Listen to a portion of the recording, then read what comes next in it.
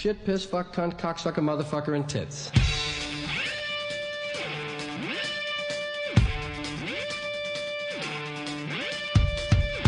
Stay out the bushes! Stay out the bushes! Is that an endorsement, Anthony? No. Oh, all right. Just Jesse Jackson. You scared me there. Yeah. What is your problem, you insensitive asshole? You can keep your hands off of my mule. That's right. He was banging cocktail waitresses 2 at a time. Well, let me tell you something, my Kraut Mick friend. And a man in my position can't afford to be made to look ridiculous. Presidential tracking poll, Bush 48.8%, Kerry 47.4%, 47.4%. This is ridiculous. Your election coverage has begun. It's the Opie and Anthony Show. Is there any reason to start election coverage? And there's the douche that is spoiling it for everyone. Nader, 1% of the polls right now. 1%. It says... in Florida, right? Florida, 48.3 for Bush, 47.3 for Kerry, and 1% for Nader, so figure it out. That 1% supposed to go to Kerry, you buzzkill. Why doesn't the Kerry camp shoot Ralph Nader? You should just shoot him. Yeah, he's not working for President Bush. He's not a real candidate. He's just that guy in there that screws it up for everybody. He was sort of a real candidate last time around, but not this time around. He was the spoiler last time, too. Yeah. Gore would have won. Thank God. If you're into Gore. Thank God. I can openly admit that. Some people say we might be in better shape if Gore was in office. He's a raving lunatic. As opposed to Bush. See him on the cover of the papers with his thumb up and that maniacal look on his face. I'm going to be president another 4 years. He's like freaking out. I got them bamboozled. I got him. He's just sitting there during all the, he's going to be sitting there with all his good old boy buddies, watching the coverage, knowing he's going to win, just winking at everyone with that wink he does with the thumb up. Across the room, he's going to be, yeah, I got it. Don't you worry about it. We got it. We're in another 4 years. Oh, boy. So you think it's over, Johnny? It's been over. If the Democrats could have gotten somebody in there that was a little better, they'd gotten all the disenfranchised people. They would have gotten them. They would have gotten them to vote for the Democrats. Anthony? Everyone that can't stand Bush, there are a lot of Republicans that don't like Bush. When you have people in your own party that are really disillusioned with you, it's kind of easy for the other team to come up there and win. All you got to do is show them a little something, just something. And the Democrats paraded out Frankenstein. Botox man. Frankenstein from Massachusetts. And they labeled him as a flip-flopper and a bedwetting liberal. And, he hasn't done anything that really changed anyone's opinion. You were pretty funny. We're sitting here in the studio and we're watching the TV, and Kerry's getting off his Kerry jet. Yeah. You're like, they got the paint ready to please. paint that jet over. They got the paint. They're going to spray that thing white again and fill it with real passengers. Bring on the next clown. It's over. And you know something? Kerry and Teresa Heinz, they're just very wealthy people. It's Teresa. Teresa. They have more money than, you either look at people that you think are rich, that ain't nothing compared to the money these two have. And they're going to be very happy when this is all over.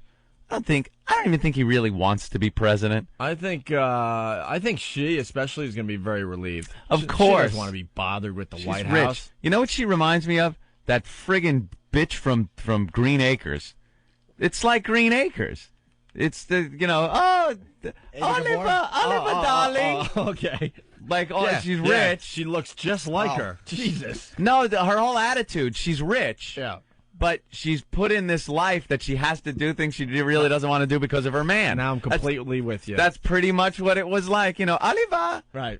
Going to the Sam Drucker's store and having to pick up some goods and bring them back to the house. And, that's what she is. She doesn't want to do this.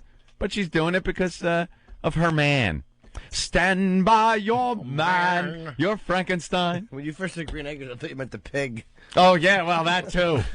Oh, she must be a joy to live with. Doesn't she just look like somebody that could crack a good joke? She's Eddie Vedder. She's a drugged out, awful rich lady with her head always kind of slumped in a heroin stupor. She comes out on the stage after Kerry does his little speeches, and after the debate, she comes out and hugs him, and there's just zero affection there. You can just see this woman is a frigid, nothing bitch. I don't think she's frigid. I think it's just all the drugs she's on. Maybe the drugs. I don't know. But well, that's my opinion. You know, it just seems like she may be on something. If she's doing some kind of drugs, a lot of times these drugs take away your sex drive. Maybe that's it. Because the woman has zilch sex appeal. As much, I'm sure John Kerry, boy, what sex appeal that guy has. How do you come out of Massachusetts as a politician and not have some kind of sex appeal? Even Ted Kennedy was getting laid on that lawn of his place. And Kerry's a real dope. He's sporting his Boston Red Sox hat today. Yeah. There's a lot of people that don't like the Red Sox. Really? And people are so... I thought everyone was a Red Sox fan. And people are so stupid with their voting. That's all it's going to take. They see Kerry with the Red Sox hat on, like, all right, that's it. I'm voting for Bush. Screw him. You know? It's... Well, Anthony, we have enough information, and I think we need to be the first ones out there. Oh, do we? Yeah, we're announcing that Bush has won the presidential election. Yes, with 0% of the precincts reported. No, we're just going to go ahead. Some people have voted already, so let's call it 0.01% of the voting is in. Can we actually And we are do announcing this? that President Bush will continue being your president. Yes. You know, why not? We did some research, and we found out through our research, we believe that he is the winner. We are declaring him. This program, the Opie and Anthony Show, has just declared George W. Bush the winner of the presidential election 2004. That's it. I just want to save people a lot of time today. Right. And I want to be the first. We are the first. We are the first. If you guys want to call the rest of the media. The official announcement. The official announcement has happened. You don't have to wait for stupid Dan Rather or any of those other guys. Get the media on the phone. Why can't we just call somebody? We are the media, and we're calling it already. Why can't we call the Post? Or call CNN? Call CNN and tell them we have already declared Bush the winner. Because we're too lazy to do election coverage. We have absolutely declared George W. Bush the winner. Yes. We have enough information to let you people know that that's what's going to happen today. Yes? Well, hearts and minds go out to John Kerry and his family. They fought a hard fight. Hearts, minds go out. They fought the tough fight. You know, and I understand how you fight the tough fight. Because I've done that before. I just can't wait till, midnight? When do they do that? But who knows when they count these things up, if it's close and all kinds of they screw it up problems. way before midnight. But I love the concession speech. You know, I cannot wait to hear one of them come up after.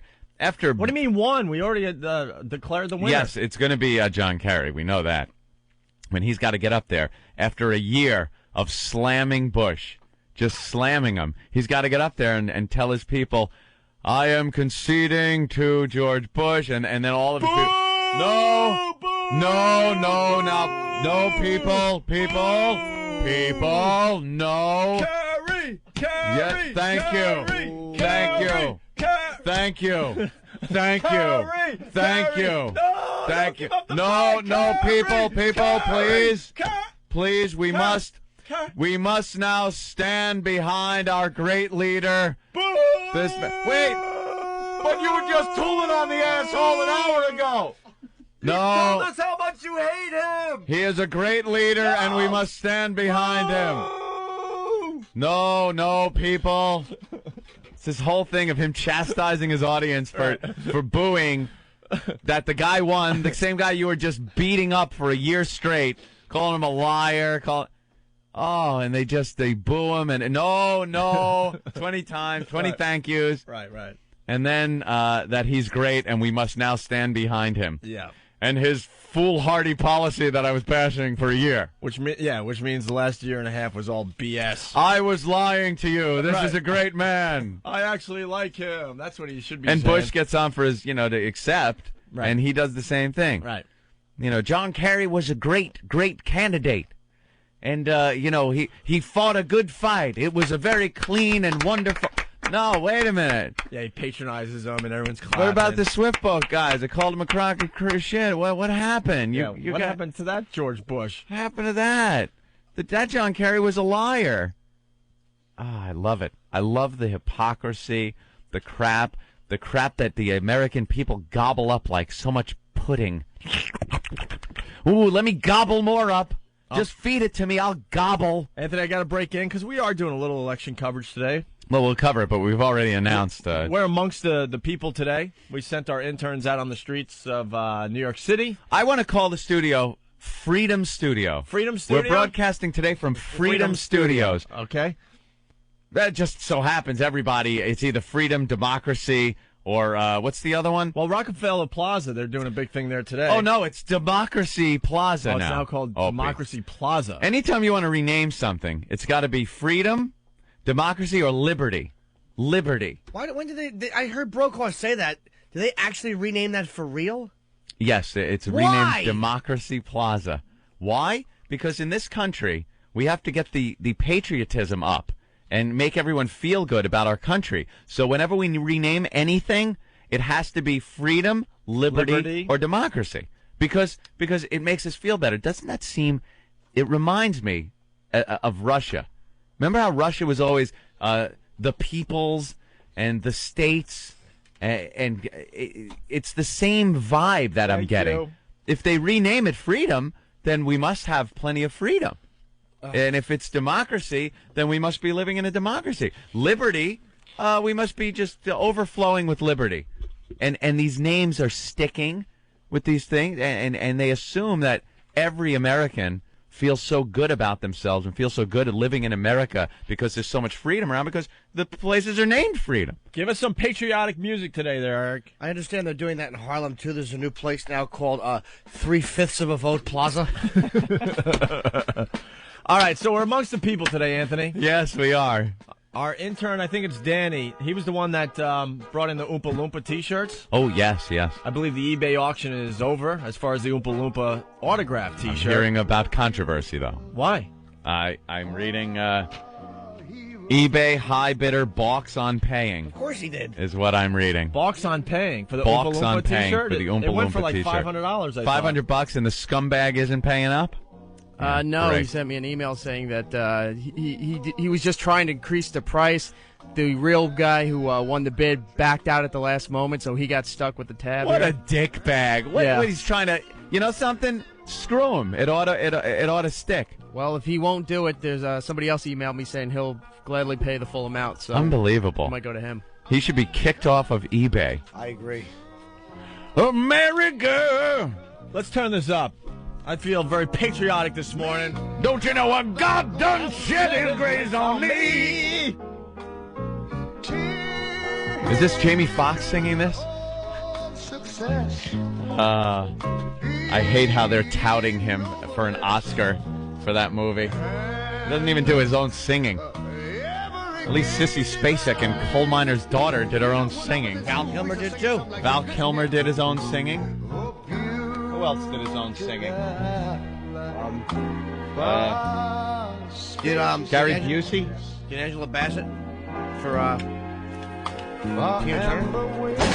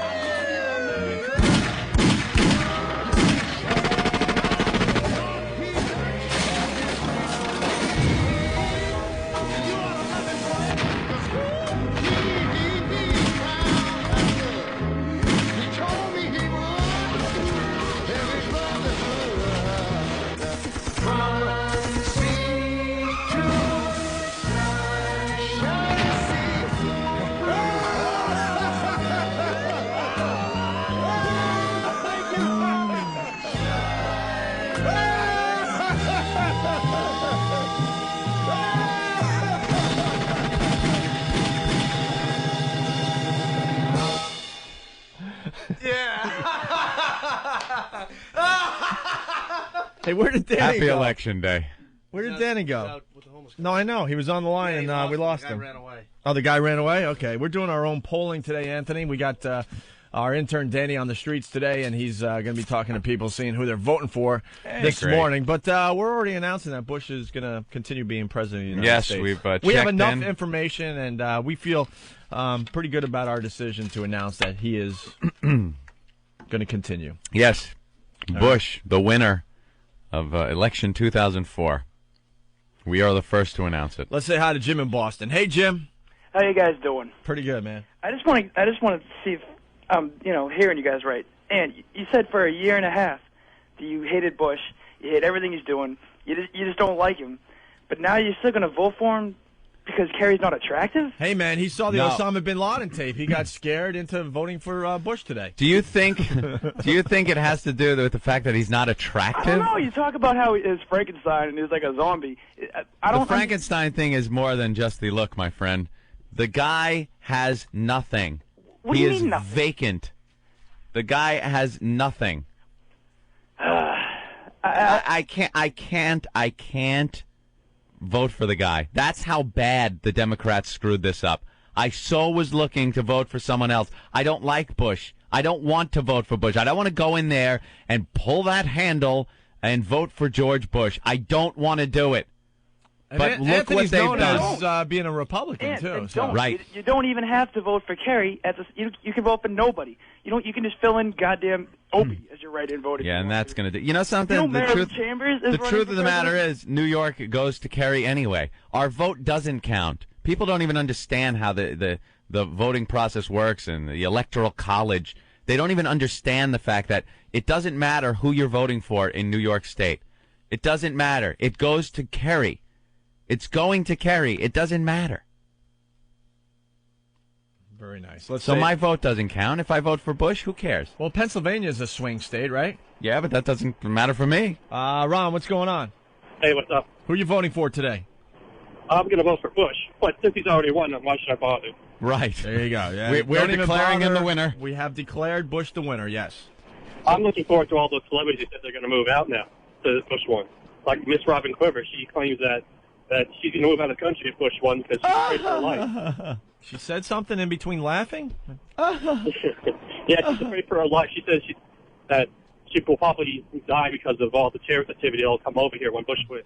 That is funny when the celebrities get together and say they're going to leave the country. Some of them have. They usually go to France, which is great. Who left? Who left? Well, not for those reasons. Well, Celebrities like Johnny to just Depp. leave the country. Yeah. Johnny Depp. Who's that other one? Madonna. What's her name from 16 Candles? Molly Ringwald. Molly Ringwald. She moved out? Yeah, she left. I think she was forced out after all those bad movies she did after 16 Candles. Where'd she move to? She had no choice. France. Paris. Yeah. They all moved to France. France. Where they could let their armpit hair grow. Ew. Let's say hi to Chris in Jersey. Hey, Chris. Hey, how you doing, guys? Hello. Who are you voting for today? I'm voting for Kerry. Here you go. And why? Because I don't like Bush. I feel like Kerry would get the soldiers out of Iraq and all that type of shit. You know? All right, so what do you have today? Yeah, I'm calling because I've been listening to you guys for a while, but I start to get the feeling now that you guys are back on the air. I feel like a little bit more racism deep down built into you guys. Is that true? Well, yesterday was a very racially heated show because of Halloween. Well, Anthony is now living in a Jewish neighborhood, and I think he's being influenced by his Jewish neighbors. You think it's an influence happening there? Well, I'm noticing your sideburns are starting to get a little longer. Are you going to start I'm curling going them? to curl them. No, it was a racially charged show yesterday. Are you a brother, my brother? No. All right. I try to be sensitive to the brothers. No, but I don't know. It seems like maybe something happened to you. Maybe you got robbed while you were on vacation. No, honestly, this is how we really feel, and we just know that most of the schwoogies can't afford XM satellite radio, so we're very safe to spew our hate radio. Yeah, this is hate radio because Hate radio. We know they're not listening, and we don't have to be afraid of them anymore. And this is how it's going to be for now on. Hate radio. Are you saying they can't afford the XM? Well, it's been known. Well, they got the rhyme and all that, the soul station. Look, dude, you're being more racist than us. Jesus. I mean, no, it's still funny as hell. But no, you know what? You're probably right, and what we do try to do on this show is try to balance everything. And, hey, where are the white women at? Yeah, where are they at? Oh, Lordy, Lord. Yo, man, they're going to eat your food. And, Chris, I'm insulted that you say that because I got my hair did last night. I got my hair did. You say that in my face, I eat your food. I got my hair did. Food. I have started the new GTA game. Mm-hmm. And I got my hair did. Maybe that's having something to do with it. I went with the afro and the goatee. I went with the afro, too, on GTA. And I haven't found the tattoo parlor I yet. found the tattoo parlor. I got some good tats. And, I'm cruising around now, just racking some head. It's nice. I love the game. Yeah, I haven't opened up barely any of it. No. I'm in one little section of the map. I haven't gone over. I think Steve C. Swam over to the Vegas-like section. Oh, really? I can't get over the bridges or anything. They're not unblocked yet. I don't know what I got to do. I don't know how far I got to go. I'm just trying to, figure out the controls still. Did Steve C. swim there, or did Gunnery Sergeant Hartman tell him to run? Oh. Yeah, we better take... Oh, no.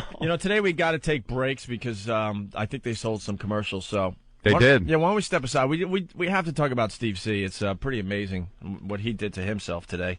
Also, Anthony, Stalker Patty... Oh, she's on the line right now? What does she want? Oh, man. Let me see if she could wait. We ran into her at the Brooklyn Diner yesterday. Patty. Yes. Hi. How you doing? Can you wait like 4 minutes? Sure. All right. We'll be right back with you. She's trying to get Lady Di a job. Sure. How is Patty helping people? We'll find out next. You know something? I got to be completely honest. Stalker Patty's kind of gotten her crap together, and it's really pissing me off. I know. We need her to be a disaster. She was a complete misfit, disaster, just a walking clusterfuck. And now she has a job, a nice place in Times Square.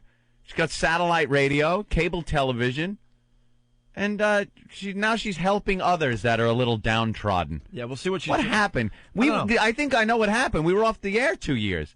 We got to get back to screwing her life up. Oh, we'll do that. Absolutely. No worries on that. Also, Anthony, a little later on in the show, the Oprah magazine came out with the 50 greatest chick flicks of all time. Oprah? Oh, wow. And 50? And we're going to have a little bet in the studio today to see who the biggest fag is. That we have all 50 movies in front of us. And, 50 chick flicks. And we're all going to look at this list and see how many of these stupid movies we've actually seen. We need complete disclosure here. Complete honesty. Complete honesty. We're going to do this later on in the show. Who wants in? I'll do it, and we'll do it. Obviously, Norton will do it. Who do you think? Wait a minute. Sex Bagel's raising his hand. Let me look around the room. Yeah, but with Ben, with the highlights, though, I think Sex Bagel should be disqualified. Really? Yeah. Look at him. Why? With his hair highlighted? Look at him. Ben, I would bet Ben hasn't seen one of these movies. No, he's too busy drinking. Now, Ben's probably seen more than most of us. Yeah, no, I haven't seen that I many. couldn't see Ben seeing it. Ben would be like, no, I don't want to tell you. No, I am gonna guess that crap. Steve C., the one that looks the toughest, Steve C., you think has seen the most? has seen the most chick flicks. I will definitely Out of go this with him group. on that one. All right, so we're going to get into that as well, and, really a lot to do, so why don't we step aside? In honor of Election Day, Anthony. Election coverage. From Team America. Can you say fuck on this channel? Oh, Jesus. That's shocking. Holy fuck, I need coffee. This is the best show ever. The Opie and Anthony Show.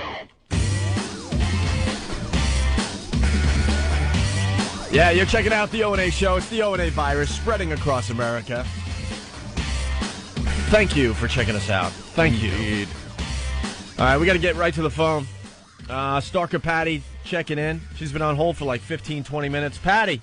Hi, how you doing? Do you have a cell phone now? Yes, I am. Yes, I do. How did you get a cell phone? It's a prepaid cell phone. What's a prepaid cell phone? You just pay the money ahead of time and you get all unlimited calling, unlimited long distance. And 400 minutes during the week. You've really gotten your life together. Well, yeah. We're very proud of you, Patty. Oh, thank you. No, we're not. Forget about Lady Di. All right, yeah, so we're at the Brooklyn Diner, and big surprise, you were there also yesterday. You're there every morning getting your, tea? My coffee and muffins. You get a coffee and a muffin. It's prepaid at the Brooklyn Diner. Everything I do is prepaid. And you came over and said hi.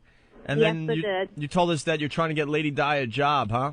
Yeah, she's terribly lazy, and I called her last night. She didn't even get anywhere writing down her resume. All she's got to write on a piece of paper is everything she's done. All right. So that I know. What she's got to do is write everything she's done. All right, listen, so how did you get involved with Lady Di's awful life? Well, she was telling me she hasn't worked in 2 years, which to me is ridiculous. Most people find a job within 3 to 6 months. Hey, you know? it's not always ridiculous to not work for 2 years, okay? Don't rub it in. Yeah, but it's like I think she's just very lazy. She is very lazy. She's a fat, lazy drunk is what she is. Well, she's an alcoholic, I think. Personally, Yeah. I think she's an alcoholic. I think she's a raging alcoholic at this point. We haven't seen her in a while, and I couldn't believe the change in her. She's starting to look like Throw Mama from the Train now. Yeah. You know, her hair's unwashed and unkept and just stringy, and her face is starting to take on a round, like tomato-type look to it. Yeah, even Marion has tried to straighten her out. You know, she's still got her steady job. And when- got a little promotion there. When Marion and Patty have to straighten you out, you're finished. Just think of how done you are. I know. I don't know. She just won't cooperate. Why don't you get her a job at the chocolate place? I'll do it. Yes, I will. Yes, I promise, and nothing comes of it. All right, so you're trying to get her to update her resume with all the things she's done. Yeah, I'll even go out of my way and go to the computer room, type it out on the word perfect, and even run it off. On the word perfect? The word perfect. Public assistance, they have job assistance services. In New York, it's a requirement when you're on that. I All right. wonder what New Jersey is. Okay, so what did Lady Di, what does she want to do for a career at this point? I have no idea, because I don't know. She has driven a forklift at her last job. She is a forklift. All right, so she's driven on a forklift when they were picking her up out of her apartment. People that run equipment like that can make up to $30 an hour. Her last job, she was making like $22 an hour. Look at Patty. She's like a recruiter now. She's getting people jobs. All right, well, you got to keep in touch and let us know what's going on with Lady Di, okay? What are you going to do with her today? Well, I'm going to just keep calling her until she sends me her whatever she's done, her resume. Has she sent you anything so far? Nothing. I gave her my address and everything, What does she say when you ask her for it? She says, yes, I will. Yeah, you're right. Okay. There you go, one of those people. All right, why don't you get her a job at the chocolate factory? No, I was advised by a few people that it wouldn't be for her. She doesn't want to vouch for her, man. That's true. Well, if she doesn't work out, it'll be on me, I don't want the embarrassment if she doesn't work out. She Big doesn't seem fat like Augustus she's right. Gloop face with the chocolate all around her mouth. She'll No, just I be don't there know if she would eating be the good- profits. How are you? I mean, she did have a short stint at a supermarket, and that didn't work out. Yeah, she should probably not work around anything edible. She tends to eat a lot. I could picture her at a Godiva chocolate just biting in half everything just to see what's in the center. I know, putting it it's back on the counter. I have customers come in. I don't know how you stay so thin, Oh, boy, yeah. Yeah. All right, Patty, well, keep us updated with Lady Di's, I sure progress. will. And, and we're still trying to find a gynecologist to look at your twat, so hang in there. Yeah. Okay, and she needs a kick in the butt. Where are you now? Me, I'm at work now. I just got into my building. I got to go to the loading dock. Oh, you're loading the chocolate off the truck today? Yeah, I take Or the unloading? delivery and check it, and then I receive it into the register. What are you checking for? Well, make sure we got everything. Oh, There's so a lot of all right. Christmases coming in. She's got to We're count it. turning our 1, floor 2, over. 3, 4. Yeah, we're turning our floor over to Christmas now. Oh, you're doing the Christmas thing now. Yeah, Just in time, yeah. All right. Yeah. Well, thank you, Patty. Okay. Keep us updated, all right? I sure will. Maybe Have a that great- slob could dress like Santa and be in your store. Yeah, she'd be a department store Santa. There Big you go. fat Santa. $10 an hour. She would make a perfect Santa. Dumb with red that face. Big, fat, red, drunk face she's got. The big red nose like Saint Nick is supposed to have. She's got it from booze. Yeah, she's big and fat. She wouldn't need a padded costume. Yeah. Do you think she's a bit of a slob, Patty? Well, her appearance didn't look great the last couple of times that I've seen her, and one of the last functions we went to was a comedy show in March, and she was told by somebody behind us to calm down. Yeah, she's got real problems, so. All right, Patty, we're going to let you be, okay? Thank you. Okay. All right, and we're still looking for a gynecologist in the New York area to look at Patty's twat. It's been 20 years since... She is a 50-year-old virgin, by the way. Right. Which is amazing. But completely understandable because she's insane. She sounds all normal now. Well, aside from that annoying voice. But doesn't she sound normal? She's trying to help other people out. She's got a job. She's, I'll fuck her. She's turning into Mary Tyler Moore, I think. Yeah. She's taking on the city, Anthony. She's taking on the city. She's throwing that little wool hat of hers up in the air. That'd be great to watch her throw the wig up in the air. Right. And have her shaved head underneath it. Yeah, I'm gonna make it after all. Oh. She's working for Mr. Grant there. Oh, Mr. Grant. Little career woman. She's got a little penthouse apartment, right? Yeah, sure. She's doing very well. She's doing some... no matter how much we try to undermine it. All right. Hey, Sam the Trucker, what's going on? All right, man. Y'all fucking rock, dude. I listened to yesterday's show. Way to go calling out that fucking Raquel bitch. Thank you, man. Oh, we're going to have an update on that, by the way, because Jim Norton's been talking to Taylor Law, L-A-W-E. Oh. She's got her latest DVD out there. And what's going on with that, Jim, real fast? She's supposed to call in today, I believe, to respond with the other girl. Oh, very good. Yeah, because Good she got a old trashing from Raquel yesterday. Yeah. Which was unfair, I do believe, because I think Taylor and Mia were really hot on Friday. You got to hear both sides of the story. All right. What's up, Sam? Good old Jim fueling the fire. You go, Norton. Anyways, fucking Bush, he rocks, man. He got rid of the electric chair when he was governor of Texas, and then fucking put in a electric bench, right? Oh, that old gag. Yeah, that old gag. But anyways, okay, there we go. Wasn't it like electric bleachers? There you go. Wasn't that the joke? Electric okay, bleachers. Yeah. All right, I guess. Well, okay, anyways, y'all rock, and don't forget to send me my WOW sticker I sent in the email. And Norton, where'd you get that box, man? What box? The box I stood on the last time you gave me oral lovin'. Very Y'all have a good one. Y'all rock. All right, take it easy. All right, here's the real horn. Here we go. Oh, my God. Can you imagine that behind you? That sounds like the one that comes up behind you and rams you off the road. Large Marge is coming through. Without trucks, America stops. Y'all keep on rocking. All right, thank There you, you go. Sam. Sam's out of his freaking mind. Without trucks, I don't have to replace my windshield as often, and I could actually get from point A to point B a lot quicker. Thank you. Let's go to Lou in Connecticut. Hey, Lou. Hey, what's up, Owen? Good to have you guys back. Oh, thanks. Awesome. Hey, I was listening to you. You mentioned you couldn't find the tattoo parlor. No, well, not yet. I'm just getting into the game. We're talking about Grand Theft Auto, the latest version. San Andreas. Yes. Oh, Laszlo's supposed to come on the show very soon to give us the ins and outs of that game. So, Absolutely worst thing I ever bought, just based on the fact that I can't play more than 3 hours the afternoon and my wife comes home. I can't do anything anymore. Yeah. She gets mad at you for playing? Oh, can't play. She hates it. Turn it off, constantly. Yeah, ain't that a bitch? Hey, it is a bitch, you know. I definitely went with the afro, too, so that was easy. I think everyone goes with the afro. I went with the afro, too. Dude, Gotta go with the afro. It's hilarious because it's pretty much white guys playing this game, and they're being integrated into the black culture. Go to the barber shop. I went to the barber shop. You went to the barber shop? And they give you all this stuff you could get. I was feeling good. I'm like, I'm going with the yeah. afro. Are you hooking up with your homies and stuff, Hope? Oh, yeah. I'm starting to learn how to talk to them and stuff. Yeah, you talk to your homeboys. You know one of them's either going to turn on you. Or... It is paper, not cheddar. You're right. I learned that already so far. Paper. Thanks to GTA. The tattoo parlor is like 2 steps out to the left of the where you get your haircut. Oh, okay. I'm gonna get Right there. I'm gonna get that belly tat today, man. You getting the belly tat? I'm gonna get like Opie across my midriff in that nasty lettering. Yeah. that Tupac used to have. Have you been to the gym, Opie? Have you gone to the gym and worked your guy out?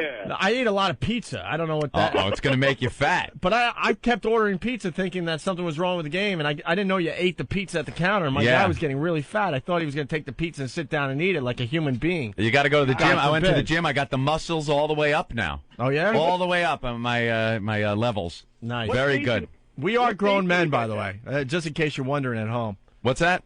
What station are you guys at so I can hear you, like, during the game? I've played the game just fooling around, at least 3 or 4 hours so far. I haven't really done much of anything, just exploring, and I still haven't heard I haven't heard it either. Our little cameo. We're on one of the talk stations, I believe.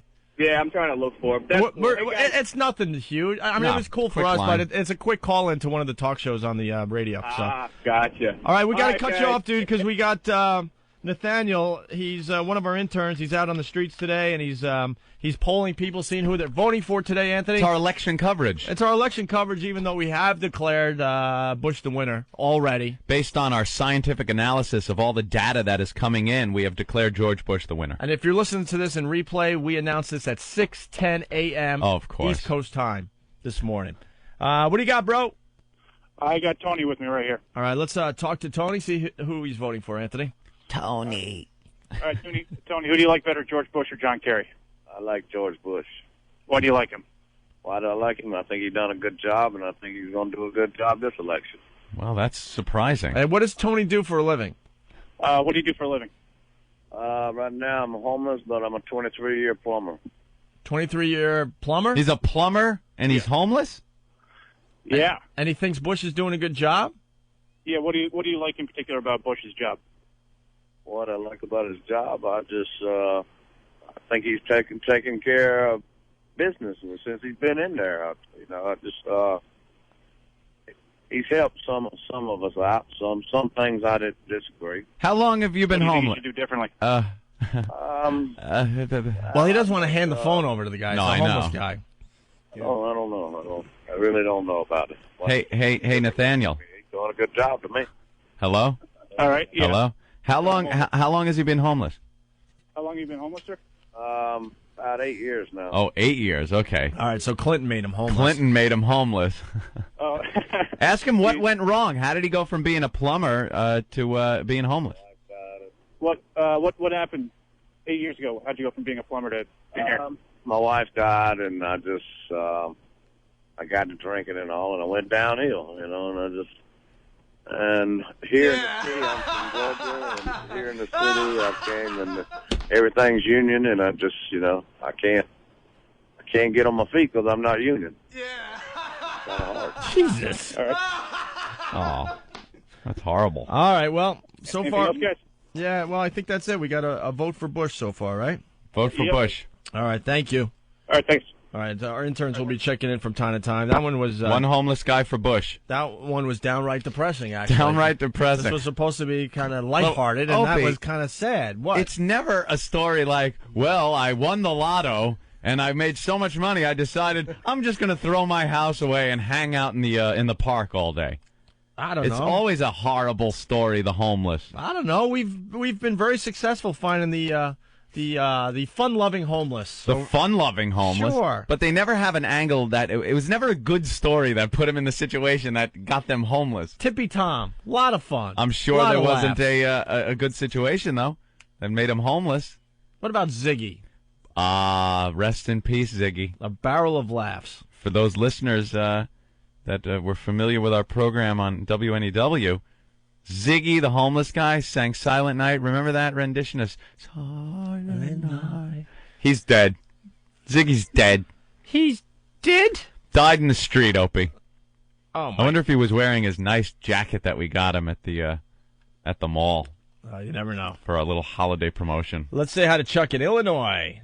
Illinois is still the sexiest state in America, by the way, and there's supposedly a couple in Ohio that wants to take on Illinois today. Go ahead, Chuck. The swing state of Ohio. Ohio. That plumber, there's plenty of people around here with clogged toilets. He can't be homeless. Plumbers make a lot of money. Well, I think he's got other problems going on. 8 years he hasn't been a plumber. Hey, I'm a truck driver, and if plumbing's all that damn bad, he needs to start driving a truck. All right. Thank Sounds you. a little more psychological than I don't think I something, want him behind a big rig, actually, that homeless No. guy. He may be hitting the sauce just a bit. Hitting the sauce, yes. Hey, Ben, could you go get Steve C for a second? We got to ask him something. Greg from Long Island, what's up? Yeah, how you doing? Hey. I just want to let you know that since you declared Bush the winner already, I got my bumper sticker on my car saying, "Don't blame me, I voted for Kerry." Oh, you did? Yeah. Oh, that's a good one. All right. Take care. Thank you, buddy. Yeah, that'll help you out. All right, we're going to get Steve in here for a second. We could grab one more phone call, talk to Rob in Virginia. Hey, Rob. Hey, what's up, gentlemen? Who are you voting for today? Thank you. I don't have to vote because it was decided on Sunday when the Redskins lost. Every year, 16 straight years in a row, if the Redskins lose, whoever's in office is voted out. Our local paper had that whole thing, too. You know, all these things that happen, Anthony. Yep. And if the Redskins... Wait, what's the deal with the Redskins again? I'm sorry. It's 16 years straight. When they win, whoever's in office stays in office. Whoever's not in office gets in the office. So you don't even need to vote at this point, huh? Exactly. It's over. All right. Thank you, bro. Hey, I got one other thing. Yeah. Last night I jumped on and was playing Vice City. Yeah. And I noticed this weekend I was playing the new one, and when you run over people in the new one, when you run over the golfers, you don't get any white stars. So I jumped on last night on the PC, and I was playing Vice City, and I ran over one person, and I got a white star. And then I ran over another one, and then pretty soon I got a helicopter chasing me. So I guess you can run over golfers in San Andreas, and it's okay. Well, can't do it in front of cops. No, I could explain that because especially early in the game in GTA, what he's saying, usually when you kill someone by running your car over them, the police are aware. But Right. in the new GTA, you're in the hood where the cops aren't hanging out yet. So you get away with a lot more in the beginning of the game. Steve. Yeah. What the hell happened to your head? Oh, that was a nice seg.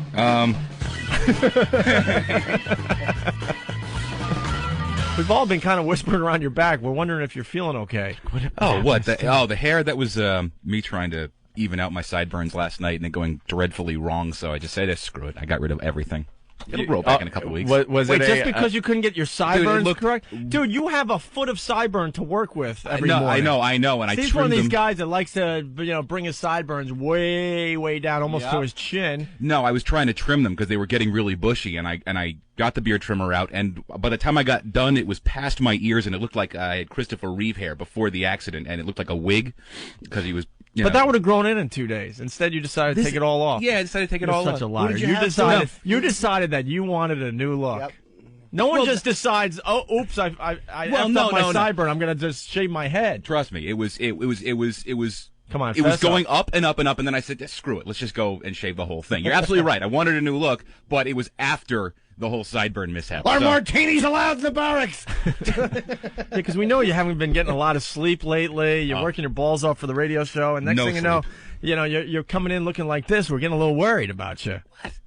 What? You have no hair and you have a flame hat on. You're just an odd guy. I know. I mean, I'm cool with that. I really have no problem with. What side was that, Private Pile? Sir, left side, sir. Are you sure, Private Pile? Sir, yes, sir. What side was that, Private Pile? Sir, right side, sir. As I'm doing it, I'm sitting there saying to myself, I sat there and consciously thought, I'm going to catch shit for this. Fuck it, who cares? And I just shave it. So. Let's take a look. All right. Wow. Yeah. You little scumbag! I got your name. I got your ass. What is that, Private Pile? Sir, jelly donuts, sir. You are Private Pile. Oh, come on. You are a disgusting fat body, Private Pile. Sir, the private's name is Charlene, sir. The private's You make it so gay, though.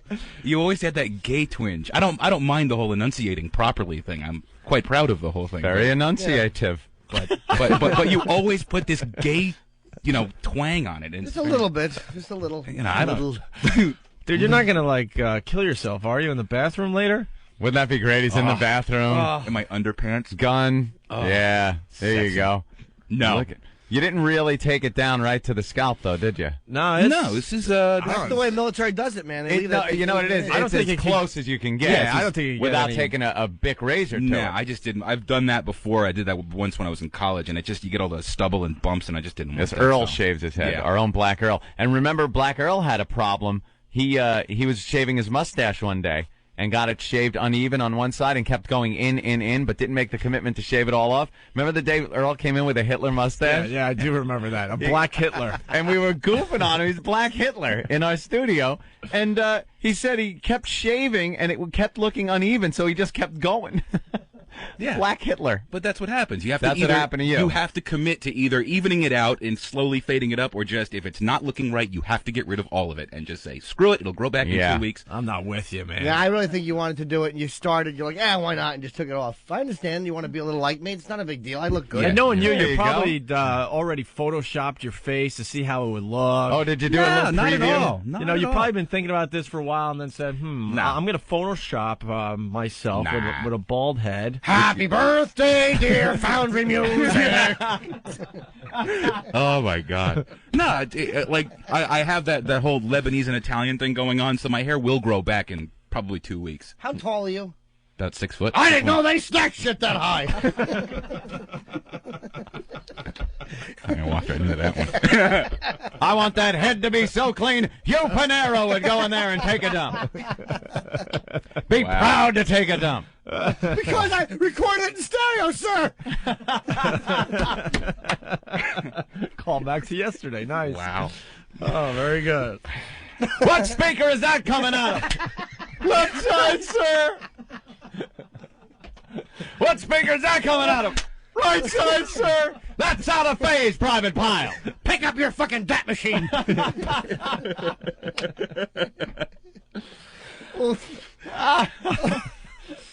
right, I was waiting. He is for listening to us, though. He's now has his shirt untucked these days. I like it. The flame hat, he's a little rebellious, but I like the untucked shirt. It looks good. All right. All right. You didn't give me. I was waiting for Norton to give me inordinately large amounts of shit, but he didn't because he's bald.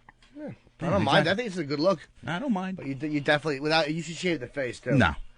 What's wrong? What's wrong with having the goatee and the shaved head? I would like to see it like totally. Nah, smooth. I look like a infant with the no facial hair. An infant. Jesus. Baby Huey. Yeah, exactly. A Exactly. I don't. 300-pound infant. Yeah. A baby with hair on its back, fucking drink in his hand. Dude, I would give you $1,000 if you came in with a freaking adult diaper and just shave your goatee. Jesus. Yeah. Prostitution. Yeah, exactly. It would have to be substantially more money than that. $500 if you suckle. It would be hilarious. All right, Steve. Thank you. The look is interesting. Thank you. To say the Get least. the fuck out of my studio! There he goes. Yep. Martini Steve.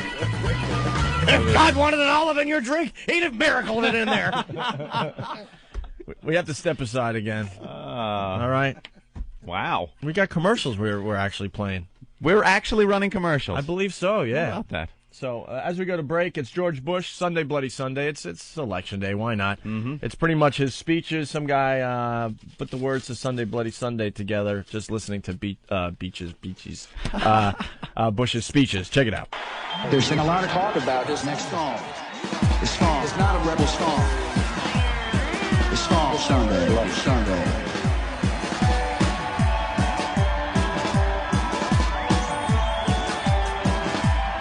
I can't believe the news today. Can't close my eyes and make it go away. How long must we sing this song? How long? Too long. For too long. Tonight, we can be as one. Tonight. Broken bottles under children's feet. Body strewn across the damn streets. But I won't heed the battle call. It puts my back up against the wall. Sunday, bloody Sunday. Sunday, bloody Sunday. Sunday, bloody Sunday. Sunday, bloody Sunday. Let's roll.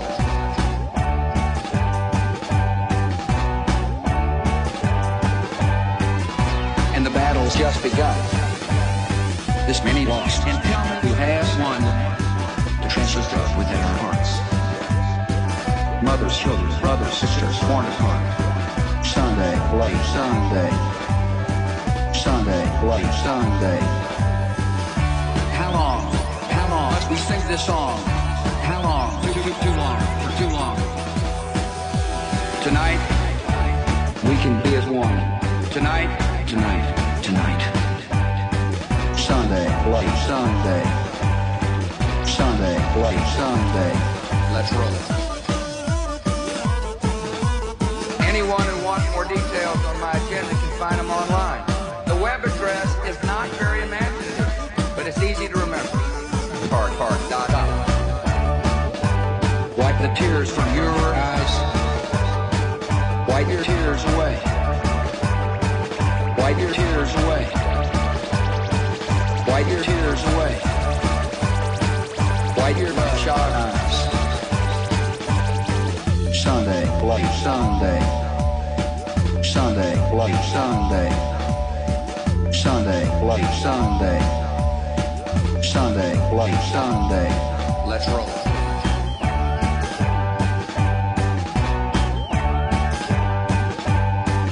And it's true, not a movie. One fact is fiction and TV reality. And today the millions cry. We eat and drink while tomorrow they die. Sunday, bloody Sunday. Sunday, bloody Sunday. Sunday, bloody Sunday. Sunday, bloody Sunday.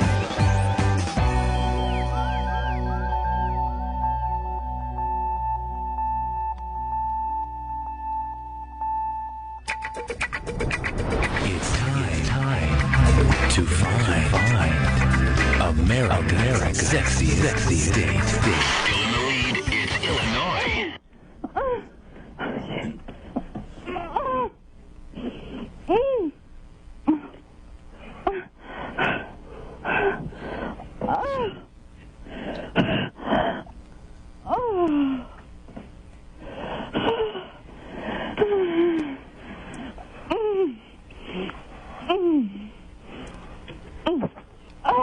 At that point, Back off a the little. thighs close down on your ears, and you feel like you're diving at about 300 feet.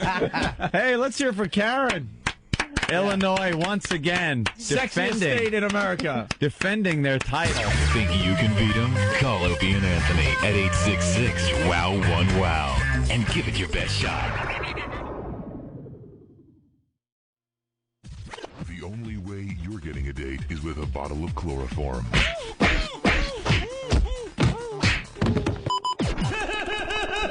The Opie and Anthony Show.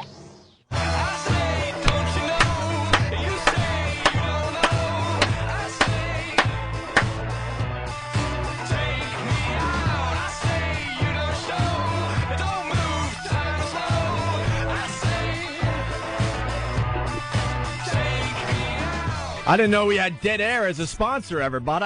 Dead Air. We're back with the Opie and Anthony Show. It's the O&A virus spreading across America slowly but surely. No, they use the old technical difficulties gag. Remember that when you was watching TV and the channel would go off?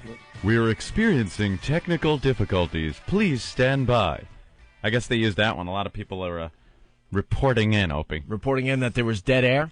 Dead air, and then technical difficulties. All right. Let's say hi to Tiny Tim, the trucker. A lot of truckers checking in today. Hey, Tiny, Hey. what's up? Hey, fellas, I got a trucking rhyme for you. All right. I was born in the backwoods, raised by a bear. I got a double bone jaw with 3 coats of hair, cast iron balls, and a blue steel rod. I'm a mean motherfucker. I'm a trucker, by God. Toot toot, trucking up. He's rapping. Wait, you guys do that type of thing when you're on the road? You sit out here about 3 a.m., there ain't much to talk about. You sit out here and talk to yourself, and you come up with some pretty wild stuff. It's the last thing you hear before you're just raped and murdered and left on the side of the road. Him humming that as he makes you dig your own shallow grave. Yeah, we're trying to understand this whole trucker You guys lifestyle. are awesome. You guys do this rhyming thing on the road? Absolutely. I once knew a man named Dave. He kept this old dead whore in a cave. I must admit, it smelled like shit, but think of the money he saved. Wow. All right. Well, I guess we'll do more trucker rhymes on the show today. Oh. God help You us. guys rock. Keep it up. Y'all doing fine. How about this? I hope you're not an old fuddy-duddy, because I'd sure like to be your good buddy. They don't call me Tiny Tim for nothing. All right, Tiny Tim, thank you. All right, y'all have a good one. And to the rest of the truckers, that's how you do a phone call. Is that it? I know you're lonely on the road, but, man, say what you have to say and punch out Johnny, right? Punch out Johnny. Okay, we got some more Brokaw audio, Anthony. Yeah. We were touching on this yesterday. We didn't get to all of it. And I guess it's Tom Brokaw interviewing President Bush. President Bush. Well, yes. Brokaw's all over the place now. Big election coverage, of course, NBC Nightly News, Tom Brokaw. And he's broadcasting, Opie, from Democracy Plaza over there at 30 Rockefeller Center. Used to be called Rockefeller Center. Which used to be called Rockefeller Center. Now it's Democracy Plaza that he's broadcasting from. They all need a gimmick. And their big gimmick this year over at Rockefeller Center, Democracy Plaza, they got the big skating rink. There's a map of the United States now embedded in the ice. On the ice. People are going to be skating over it, I guess. And as the returns come in and each candidate wins a state, it'll turn red or blue on this huge map with some kind of embedded lights, I guess, and just such gimmicky things they're trying to do to get as many viewers as possible, because election coverage is election coverage. It's not going to change from one channel to the next. So they try to get these gimmicks, and if that isn't the most gimmicky thing, look at our skating rink, and the ice, a state can turn blue or it'll turn red. And we can watch a cute little skater, maybe see her underwear as she spins around. That's their little gimmick there at Democracy Plaza. All right, before we play the Tom Brokaw audio, we got another trucker ditty, Anthony. Oh, great. Chuck, what's going on? Hey, how's it going today, guys? All right. I got a little ditty about your Radio Shack girl. All right. It's down in the valley where the Red River flows, where the cocksuckers flourish and the whoremongers grow. That's where we heard the Radio Shack whore.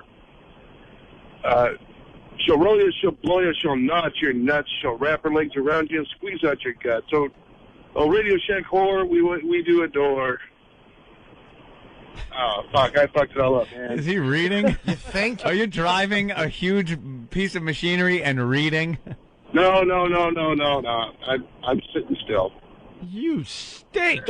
I'm That's sorry, great. man. All right. I'll get it better next time. All right. I'll get it better next time. How about this? Hey, Chuck, drive your truck and pay your toll. And in about 10 minutes, hit a fucking pole. No? All right. I'm sorry we had to break into our election coverage for that, Anthony. Yeah. We have a black guy from Indiana. Black guy.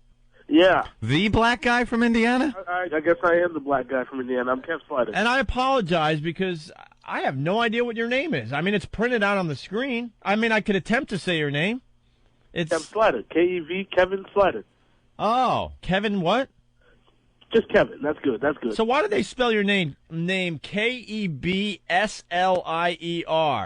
Wait, hold on. We got Sex Bagel with his frosted hair checking in. Yes, Sex Bagel. Frosty. Thank you, sir. No, I had a bunch of people here talking behind me, but that's not what he said. I said, could you spell it out like 3 times? And that's all I got from him. All right. Kevin. Yeah. All right, what do you have for the show? All right. Well, I was just saying that, I don't want you guys stealing my language. You know what I'm saying? I don't want you guys stealing black people's language from Grand Theft Auto San Andreas. Oh, you guys are going to be so pissed off. This game is going to become massively huge like all the other ones, and every white person in America is going to be speaking black. And then you guys are going to have to go back to the hood and come up with something else we could steal. That's right. I'm going to have to have them come up with like a whole new vocabulary just so that you guys will be thrown off. You know what I'm saying? I hear you. Right. And I just noticed like little Jimmy Norton was being like quiet while you guys were talking about the election and everything. I was just wondering if he's not trying to burn any bridges about like trying to get onto somebody's winning team or something like that. No, I don't care. Nah, Norton's a Bush guy all the way. Not all the way. No, I'm pretty much where Ant is. They didn't put anybody who I could like more. There was a time that you were saying to me you were thinking of voting for Kerry. Anthony definitely said that. I was definitely going to vote for Kerry. Yeah. But okay, all right. All right. Cool. I'll talk to you later. I flip-flopped. Holla. I guess I flip-flopped. Holla might be an old term now. No. It's a holla. It's very hip. Yeah. All right, Anthony, so we got the audio. We should get right to it. It's Tom Brokaw. Oh, listening to his strained speech again. Struggling. Begging and then for air. Running out of air. It's such a chore to get those words out of. So here's Tom Brokaw, everyone. All right. Tom Brokaw has just returned from a morning with President Bush in Florida. Tom. Brian, I caught up with the president today in a state that was so pivotal to him 4 years ago. And with its 27 electoral votes, Florida continues to be territory that both campaigns are targeting. In all, the president attended 3 rallies in Florida today, including this one in Tampa. Did he say free rallies? Free rallies. This one in Tampa. That's right. I caught up with the president today. It was kind of rough because he was in the limousine and I was running. I was on foot, so I'm a little out of breath. I was chasing the presidential limousine. But I did catch up with him. We had breakfast of coffee and croissants in our hotel room. It was wonderfully romantic. Were you guys watching chick flicks? Watching chick flicks. I enjoy Steel Magnolias, but the president, surprisingly enough, likes fried green tomatoes. We couldn't choose between the two, so we settled on Bridges of Madison County. Yeah. Where, the photographer that's taking pictures of the bridges of Madison County. That would be Clint Eastwood. Clint Eastwood. Clint Eastwood. C-L-L. Where Dirty Harry is taking pictures of the bridges of Madison County.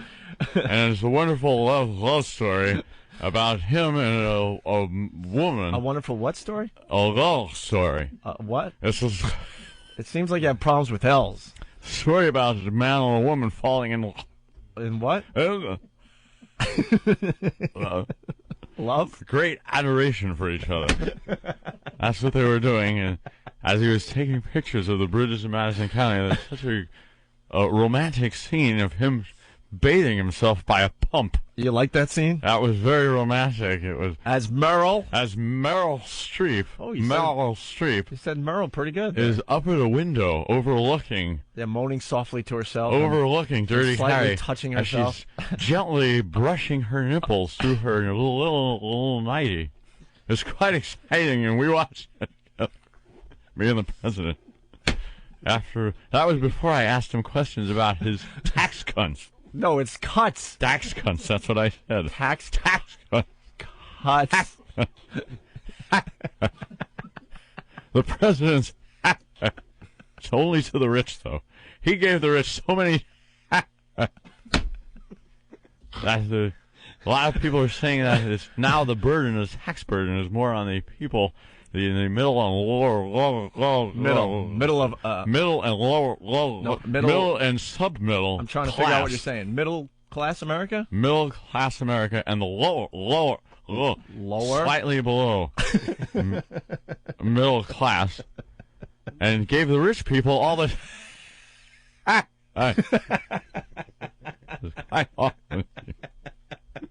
So we discussed that. Do we have the clip of the actual Tom Brokaw? Oh, I love the tax cunts one. Saying tax cunts. Yeah, I got to pull that one They're up. They're going to try to find that real fast. We're polling New York City today, Anthony. We got Nathaniel back on the line. Nathaniel! I just lost my guy. He just turned silent on me. All right. All right. Well, find another guy. I'll keep looking. All right. Here is Democracy Plaza, where I'm sitting in my freedom chair at Liberty Desk. It's so patriotic I could puke. But I will be covering the election. All right. Well, we want to get to the audio of you talking to the president of the United States. Me talking to Bush after we watched Bridget and Matt. All right. Here we go. Here we go.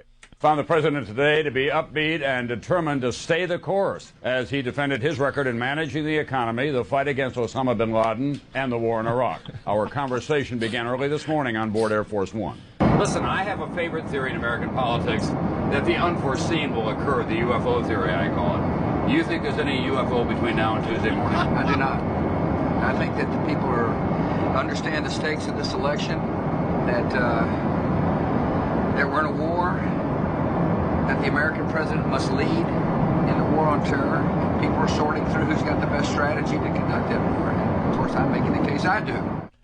The UFO theory. Yes, the president didn't quite understand the UFO theory that I put forth for him. That's a brilliant theory, Mr. Brokaw. It's quite a brilliant theory. UFO theory is where Mulder and Scully travel to Africa, and they find it buried on the coastline of the beach. And it's a fabulous story of a cigarette-smoking man and deep throat. The UFO theory. And just then, Air Force One flew into the Bermuda Triangle. The Bermuda a Bermuda trapezoid No, it's a with a triangle. pointy tip instead of a flat one. Can I say that? Do you understand what I'm saying there? I understand, yeah. I love geometry. And it flew in and we disappeared. And all of a sudden, that's when the UFO theory happened. We looked and saw a cigar-shaped object that forced Air Force One down and gave me and the president anal probe. You got an anal probe? I got an anal probe with the president of the United States of America. From an alien? From an alien ship. It was the UFO theory is what I call it. The UFO theory. How'd that probe work out for you? It was quite wonderful indeed. I enjoyed it. It was watching George W. sitting down next to me as I enjoyed my anal probe.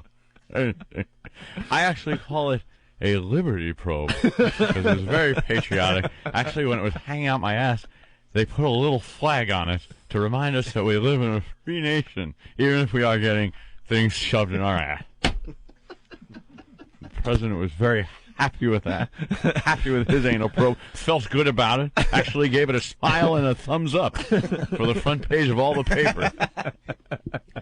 Said he was the brave candidate, brave enough to get an anal probe, and John Kerry indeed was not brave enough to get it. Takes a real man to get an anal probe, huh? It certainly does, especially after watching Bridges of Madison County and having oral sex with the president. I didn't bring that up. You had oral sex with the president. It wasn't gay or nothing. The joke is on the president because I'm not even gay. What did Norton once say? It's not gay if you don't push back. Yep. Look at Norton. Yes, all proud. Yep, that's what I said. Stand by that theory too, like I do the UFO theory. Tom, we got to interrupt this coverage. Flying saucers for another trucker rhyme. Let's say hi to Floyd in Atlanta. Hey, Floyd. What's going on, guys? Floyd. How are you, Floyd? Pretty good. How y'all doing? Pretty good. I got a trucker rhyme.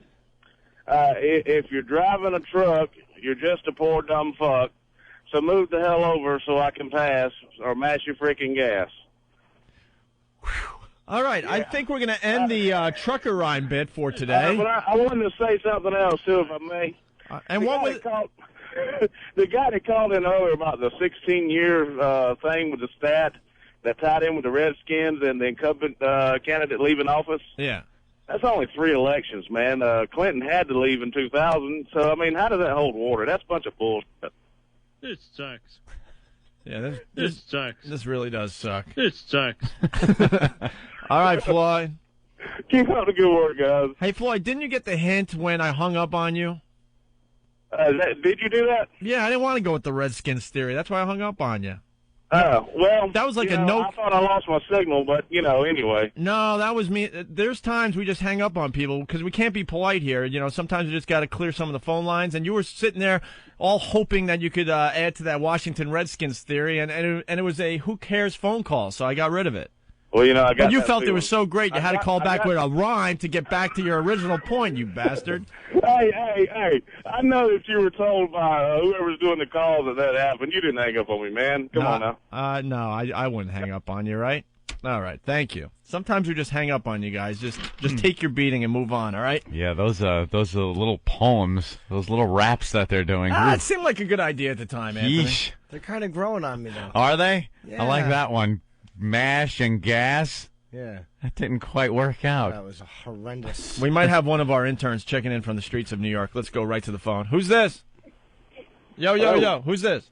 Hey, this is Danny, the intern. Danny, what's up? You're the one that came into work with a blazer today, right? Well, yeah, I'm wearing the full suit. Yeah, full suit. This guy wants us to notice him, Anthony. He was the one that came in with the Oompa Loompa T-shirt. Yes, very professional. It's very funny, the contrast. One intern showed up today looking like a wigger, and you came in a full suit. Well, actually, Eric had told me yesterday that I should wear a suit so I could look all professional for the Regis crowd. Doesn't matter, though. It just fits you so nicely. I mean, it shows off your shoulders and your tapered little, your tapered torso and the shape of your legs. Looks good. All right, so you're at the Regis crowd there? Yeah, I just got to the Regis crowd. We got some people online here. Okay. And I guess I'll be asking them about the election. Do you notice one thing about the Regis crowd? They're all the same person. Yeah, pretty much. They all look like they're from like Idaho or something. I was going to say they all look like they're from the Midwest, and they all look like they like to eat. That's about all you see on that line every morning outside Regis. All right, go ahead, bro. Let's see what you got. Hold on. Let me find somebody good for you guys. I'll talk to a fatty. Hold on. Excuse me, can I ask you some questions for XM Satellite Radio? What? XM Satellite Radio? Yes. Okay, are you going to be voting in the election today? No, I voted before I got here. I'm in Tennessee. You're in Tennessee? I can't vote here. Yeah, so what are you going to do about voting today? Already did. Who'd you vote for? I know. I don't tell that. Why not? I don't. All right, no one knows. What's with the secret ballot no thing? one knows. No, I don't know know. who you are. Hey, give her the phone. She doesn't really want to talk to me about who she voted for. Wait, give her the phone, though. Give her the phone. Hold on, wait. You want me to just give it to her? Yeah. All right, hold on. They want to talk to you. It's Opie and Anthony, XM Satellite Radio. Oh. Hello. Hey, who's Hi. this? Hey. I can't hear you. Hey, who are you? Who am I? Yeah, what's your name? Yeah, what's your name? I'm just a nice little lady standing on the side of the street trying to get in to see Regis. Yeah, Are you want to see waiting Regis. to You want to bring your fat awful torso in to see the Regis show? Hello. I am. What's your name, Tennessee Oh, lady? I got it now. What? Sam. Huh? Sam. Sam? Your name's Sam? Yes. And you see the fine young gentleman that gave you the phone? Yes. You are the winner. We told him to give the phone to the fattest, ugliest person he could find. Oh, good. He found me. He did he? Yeah, he found me. If you were looking for the fattest, ugliest person, then he found me. It worked out real good, don't you think? Yes. Yeah, we do think that, yes. Tell him to give you your prize. I get a prize for being the fattest, ugliest? Okay. I've got no problem with that, do you? No. Well, I guess not. He picked. Why did he pick you, though? Yeah, why did he pick you? How many people are online? Oh, I don't know, about 50 or so, and I was the fattest, ugliest, so he picked me. 50 people, and he decided you were the fattest, ugliest person? Well, yeah. Wow. Look around. Do you think anyone's fatter and uglier than you? Oh, no, no one. No. And I do wear that sign that says I'm the fattest, ugliest person in the line. Well, how much do you weigh there, Sam? Oh, I think it's about 410 now. What? 410. No, how much you weigh?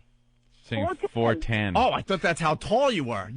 You're 410 pounds? 410 pounds is what I weigh. No, I don't believe that. Does your hubby still F you? I'm 5'9", yeah. My husband's with me, and he weighs 7,000 pounds. Well, why don't you tell your husband that guy dressed in the blazer was told to pick out the fattest, ugliest person online today. See what he says. He's right here hearing it. He is? Is he happy about that? I'm sure that you know that he was supposed to pick out the fattest, ugliest person in line, and he picked out me. Do you have a problem with that? My sister's taking offense to it, but my husband doesn't mind. Your sister's what? My sister's taking offense to what you said, but my husband doesn't mind. Why is she taking offense to it? She's just that way. Oh. Well, how much does she weigh? How much? She weighs 60 pounds. 60? She's thin? She weighs 60. I know she doesn't weigh 60 pounds. How much does she weigh? You know, really. You're trying to be wacky. It's not working. You guys make the number 10 as you're standing on line you know there. that? Huh? You really need to get a life. Who, me? No, Okay. Miss, please, with such harsh language. Thanks a lot, guys. How much is she fat or what? She was pretty plump. All right. Good. All right, see if you can get another victim, all right? And we'll check in with you in a little bit. Well, now that half the line heard that, it's going to be a little tough. Yeah, I guess so. All right, thank you, bro. I'll check back in. All right. I love that gag. I was dying to steal that, but that's Jimmy's gag, man. That's a great gag. All right, we should take a break. You could tell in her voice she was like she was trying to be cool, but you could just She was tell. trying to play it off. It don't bother me none. That was a knife wound right to her fat kidneys. It bothers me every day of my life. It don't bother me none. Oh, what? You were supposed to pick out the fattest, ugliest person on the line? And that's me. He sure picked. I've been haunted by this since childhood. Why did you rub it in? I just wanted to see Regis. I didn't think I'd be mocked because everyone here online looks just like me. I was together with my kin in fatness. Everything's fine. I don't care. Well, my husband don't mind. My sister took offense at it. She's the thin one. I've always hated her. Ah, Christ. That's classic. All right, let's say hi to Paul in Jersey before we take a break. Hey, Paul. Hey, how you doing, guys? All right, what do you got? I got a rhyme for all those truck drivers. Okay. Hickory dickory duck, drive your fucking truck. Shut up, you stupid ass. We don't give a shit. Hit the gas. We don't give a fuck. Then he throws in. Punch it out. Punch it out. And we're going to punch out. That stunk, And Paul. We'll continue with the Brokaw audio in just a bit. Also, on the way, the 50 greatest chick flicks of all time. Now, I've tallied up how many I've seen. Explain what's going on, because maybe people are tuning in for the first time today. This is actually going to turn out to be pretty fun. We have a list of the top 50 chick flicks of all time. Top 50. And it's compiled by that retard Oprah magazine. So you know it's going to be real chicky. And we want to see which one of us has seen the most of these top 50 movies. I've already tallied my score up. Is it how ugly? many of the movies I've seen? I don't know. Okay. I don't know. It might be based on what everyone else says. I have this feeling, though, that Oh, my God. Norton's been highlighting. Dude. Oh, boy. You got problems over there. Why not? I'm trying to be. I haven't had much so far this show, so I figure if I highlight, I'll be ready for this bit. All right. All right. I tallied mine up, and I gotta think you've seen more than I have. You have. I don't know about that. I know you used to get dragged to the movies a lot, Opie. Man, the stories you used to tell. And I will get into it in a few minutes here. Sandy would take you to movies, and you'd come back like, oh, my God, what I had to see last night. Side bet? All right, little side bet. I'm not very confident. I'm not too confident. I'll about be this, but- I'll be completely honest with you. A little side bet. Okay. I think I've seen less chick flicks than you. Really? According to this list. We're going just on this list. And there's a controversy in the list that I right. don't agree with. Well, that's fine. We could we could battle it out a little bit. There's a chick flick in there that isn't a chick flick. $20? $20? A little $20. Wow. That's like lunch money. Let's go for some lunch money today, okay? What's the bet? And I Got think zapped. And I have a little side bet. Little $20. side bet. I think he's seen more chick flicks on this list than I have. But Yeah, I think so too. I think the overall winner today, though, is going to be Steve. Yeah. Steve? Or Private Pile, as we like to call him now. How many chick flicks have you seen? So I'm going to tally up my total during the commercials here, Anthony. All right? Okay. And, tally it up. And we'll get back to some more of the Brokaw audio in just a bit here. So. Come on! Check this out! Rock! I kick it. In the hizzy. I kick it old schooly. Just word up. Hey, jerk face. Hey, jerk face. You feel me? Waka, waka, waka. Poke that bitch. How much ass does that kick? How much ass does that kick? East side. Booty. Let's do it. Booty. Booty. These boobs rock. Is anyone menstruating? My nipples are hard just thinking about it. Has everybody gone crazy? A few jokes later. The Opie and Anthony Show. Boogie, let's burn this motherfucker down! Here we go now. Would you take your pants off and dance around a little? No, I'm not going to. Damn it! Kill yourself. Oops. The Opie and Anthony Show.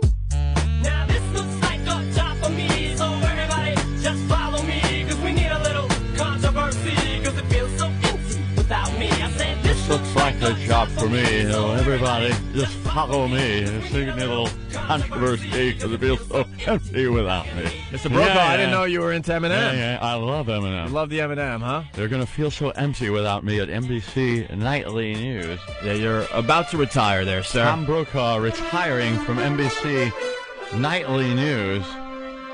This is my last erection that I'm going to be hosting. No more erections after this one. You're not going to comment on the fact that I said erection? I thought you were going to work with me on that one. Nothing? I was a little distracted because we have Danny. He's back at the Regis line. Mr. Danny. Brokaw.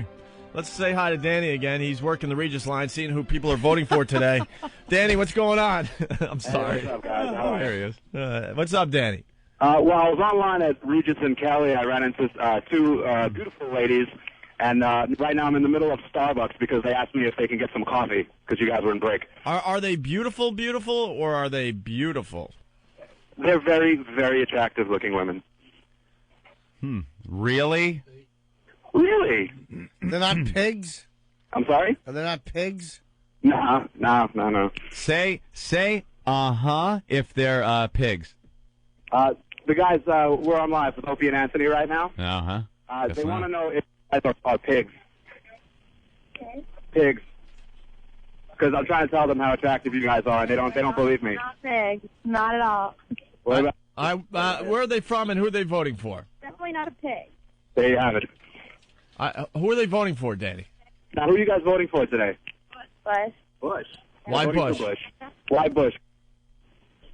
Who we like? Republicans. They're Republicans. All right, and where are they from? One's from L.A. and one's from D.C. Wow. That's a little strange. Yeah, you usually get Democrats there. Now, Danny, you got to work with us here. Are they really hot? They're all right. They're not bad. They're very, very nice. Dude, you got to find the pigs, man. This bit doesn't work if they're almost hot. We don't like hot chicks. Well, maybe Jimmy could say something to them. No, you got to go back on that line and find the pigs for us. Makes this bit much fun. All right, I'll much more fun. Oh, you want to talk to him? All right, Jimmy wants to talk to. Oh no, Jimmy would like you to give the phone to one of the fine young ladies. Okay, hold on. All right. One of our colleagues, Jim Norton, would like to speak with you, if that's all right. Hello? Hello. So you're voting for Bush today? Yeah. Where are you from? I'm sorry, I heard it, but I couldn't hear because I was. I'm from Washington, D.C. Oh, okay. And what is it about Bush that you like? We're trying to find out what it is that women are looking for. What is it about Bush? I just think I feel like I'm awful on the radio. No. You sound good so far. I feel like he has a lot of heart, and he means what he says, and that he cares. And stupid. I feel like Kerry awful, but I feel like Kerry would run for president of Russia. I think he just wants the position, but not. To me, it feels like he doesn't really care. But what about now? That's what a lot of people have said about Kerry.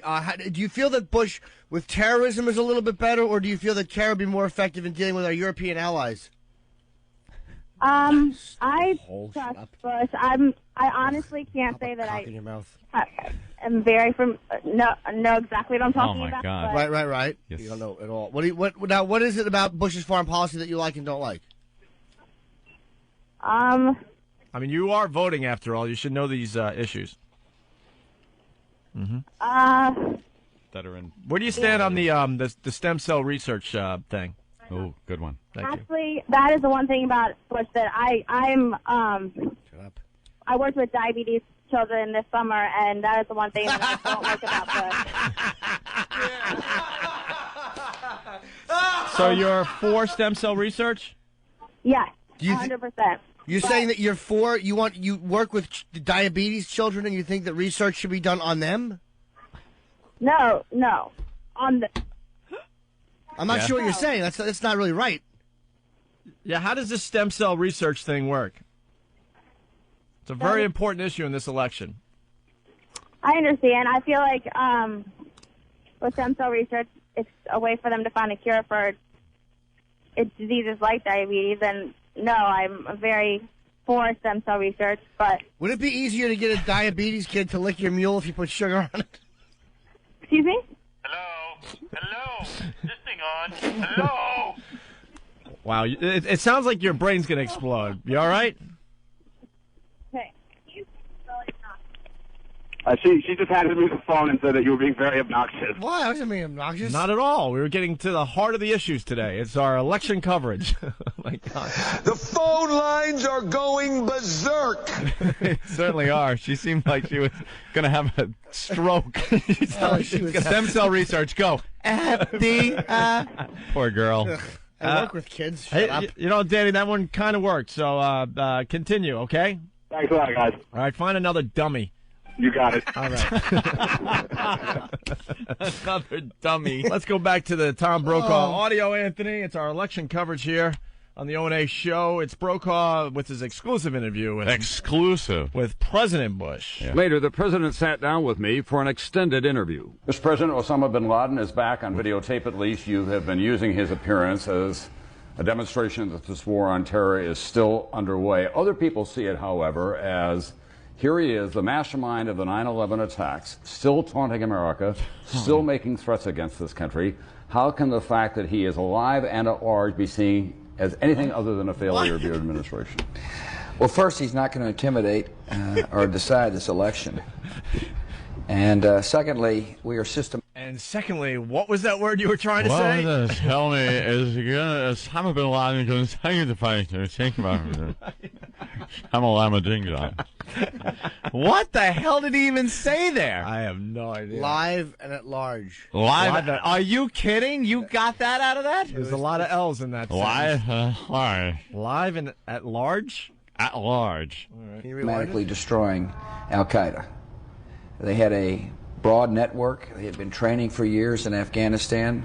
And because we've taken decisive action, Al-Qaeda is being dismantled. And we'll eventually get Osama bin Laden. In the meantime, we're destroying his network, slowly but surely, systematically destroying him. Mr. Brokaw, Brokaw, a little bit of everything, could you aren't say you? slowly but surely? Slowly but surely. Slowly I turn, step by step, inch by inch. Osama bin Laden. I would tell him, go fly Al-Qaeda. See, you get it? It's like go fly a kite, but it's Al-Qaeda. Mr. President, with Osama bin Laden being at large. At what? At what? Missing. Oh, missing, okay. What are you going to do to capture him? Are you going to search the caves of... Oh, brother. Afghanistan is the hills of Tora Bora.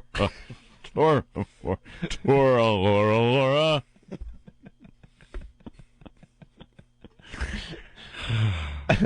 My exclusive interview with the President of the United States.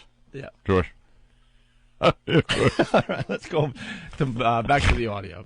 But he has lieutenants that we had not heard of 3 years ago. Zarqawi, for example, in Iraq, who's leading the insurgency there. Oh, the insurgency. There's the Hakawi Indians, right? Aren't you hunting the Hakawi Indians from F Troop? You're searching there. I just asked a question about the Hakawi Indians. Yeah. Or Zakawi? Who? I couldn't understand my own a much question. too effective fashion for the safety of United States troops. Well, Zarqawi was in Afghanistan. The history of Zarqawi is illustrative of this war on terror. Zarqawi was running a training camp in Afghanistan until we arrived and destroyed the camp. Zarqawi is a bad guy. We'll get him eventually as well. But Zarqawi was training before we took any action. I mean, I've heard some say, well, the actions of the United States have created terrorists. Zarqawi was a terrorist long before I got elected. See, the Hakawi Indians from F Troop. I believe Agarn was sent over there to give him some booze. And since the Indians like to drink, they never even attacked F Troop. They left them alone. Is this your F Troop theory? But this is my F Troop theory, because President Bush is talking about the Hakawi Indian. And for some reason, they never attacked the fort of F Troop because they were drunk Indians that enjoyed the booze that F Troop would bring over. That Agarn, what a scream, President Bush. Isn't he so funny to watch? And that Wrangler Jane, very attractive blonde-haired woman, certainly is. Who, if you really thought about it, would probably be ravaged in such an environment. Just hang out with soldiers all day and all night that were threatened by drunken Indians. Probably get pounded on an eveningly basis. Eveningly. All right, we have to go back to the Regis line, Mr. Brokaw. I think you need a breath anyway. Suck on some oxygen. We'll get back to you. Danny, what's up? Hey, what's up, guys? Hey, so what do we got now? Well, I'm in front of the Regis and Kathy Lee show. Unfortunately, the majority of the line has already gone inside to get past security and stuff. Oh. You do realize it's now called Regis and Kelly. Oh, what did I say, Kathy Lee? What did Kathy Lee? I'm a gigantic ass, but you guys know. Really up on things, aren't you? All right. Like I watch it all the time, right? Yeah, I was watching Johnny Carson last night, and I love that Ed McMahon sidekick he's got. There you have it. But I did manage to find some hanger backs, so hold on 1 second. My man, what's your name? Tim. I have Tim here, and I'm sure he'd be more than happy to help you out with your election coverage today. All right, let's talk to Tim. Hold on. Hello. Hey, Tim, where are you from? Originally from Cleveland, but I live here in Manhattan. Okay, and who are you voting for today? For president, Kerry. Kerry, okay, and why? Why? Bottom line, it boils down to me is gay marriage. I think that Bush is a member of a religious Christian sect that has a giant problem with homosexuality, and I don't think that's right. Do you realize that Kerry is not for gay marriage? Yes, I do. However, I think he's the lesser of two evils, is what it boils down to. Hey, I would think the HIV would be the Hey, Danny. top of the two evils. Danny. Oh, no, not, what's his name? What's his name? What? My name's Tim. Oh, Tim, I'm sorry, Tim. Tim, is it gay if you don't push back? Is it gay if you don't push back? That's what Jimmy says. Yeah, we're trying to, figure that out today. What exactly is pushing back? What I'm saying is, if I'm on the receiving end of, say, a mule assault, and I stand there and just kind of take my medicine, is it gay if I'm not pushing my hips back and kind of anticipating and helping? Yes, that would make you a giant homosexual. That's gay. No, it's gay if you push back, but it's not gay if you don't, right? I'm saying if I don't push back, if I just kind of stand there. Bottom line, if there's something in your rear, you're gay. Bottom line. That's what I was Even saying. if it's an animal, you're kind of gay. All right. You got to admit it, boys. And more importantly, why are you going to see Regis and Kelly? Because one of my best friends has her mother and her friend in town, and they are here from Michigan, and they wanted to go see it. And I'm not one to turn down something for free. Tell you what. All right. You told us, I guess. All right. Well, thank you, Tim. You're welcome. All right. There he goes. Tim, did you have any other questions for Tim? You friggin' fag. You want to make out or something? What, do I have questions for Tim? Yeah. Why do you like dicks in your mouth, Tim? You kissed a guy? In my defense, it was dark, and he was a very pretty guy. There you go. Danny, good job. Yeah, sorry, I thought I was at the parade again from Sunday. All right. Anyone else in the area? Not really. It's pretty dry over here now. All right, I'm going to go to your partner in crime, Nathaniel. He's on the Tony Danza line. Oh! Let's go to Nathaniel. It's the same line, by the way. They film both shows at the same place. Really? Nathaniel. Yes. The line is forming for Tony Danza now? Looks like it, yeah. All right, and who do you have in front of you? I have a lovely couple here. A guy and a girl. Yeah. How lovely... Hold on. You guys got to work with us a little bit. How lovely are they? Is she a mess? That might have been kind of me. Is she a mess? No. On the scale of 1 to 10. Oh, good. Now or... Find me a mess. Okay. Are there any messes? We'll be nice to him. I want to find a mess, though. All right. I mean, not really a mess, no. Not really a mess? No. Give us a number, 1 to 10. Orange? Now we're 20 years ago is what I'm saying. 20 years ago. Oh, she's an old broad? How about now? Now. 4. She's an older broad? Yeah. How old would you put Above 50? Yeah. Ooh, all right. She's above 50 and she's a 4? Yeah. Maybe a 6. Well, to a youngster like him. And she's with her husband? Yeah. You guys want to talk to her? Can they hear you? Sort of wandering. They have no idea that you're talking about them, though, right? Hopefully not. All right, put her on. Yeah, let's put the old bag on. Oh, Jesus. Oh, no. All right, here you go. That'd be bad. All right. Hello. Hello, Hey. how are you? Fine. How are you? Where are you from? I'm from Connecticut. And who are you voting for today? I voted for Bush. And why did you vote for Bush? I just feel the devil you know is better than the devil you don't know. We're in the middle of a crisis, and you don't want to change hands in the middle of a crisis. Change hands. Did that yeah. Did that Osama bin Laden tape influence your vote?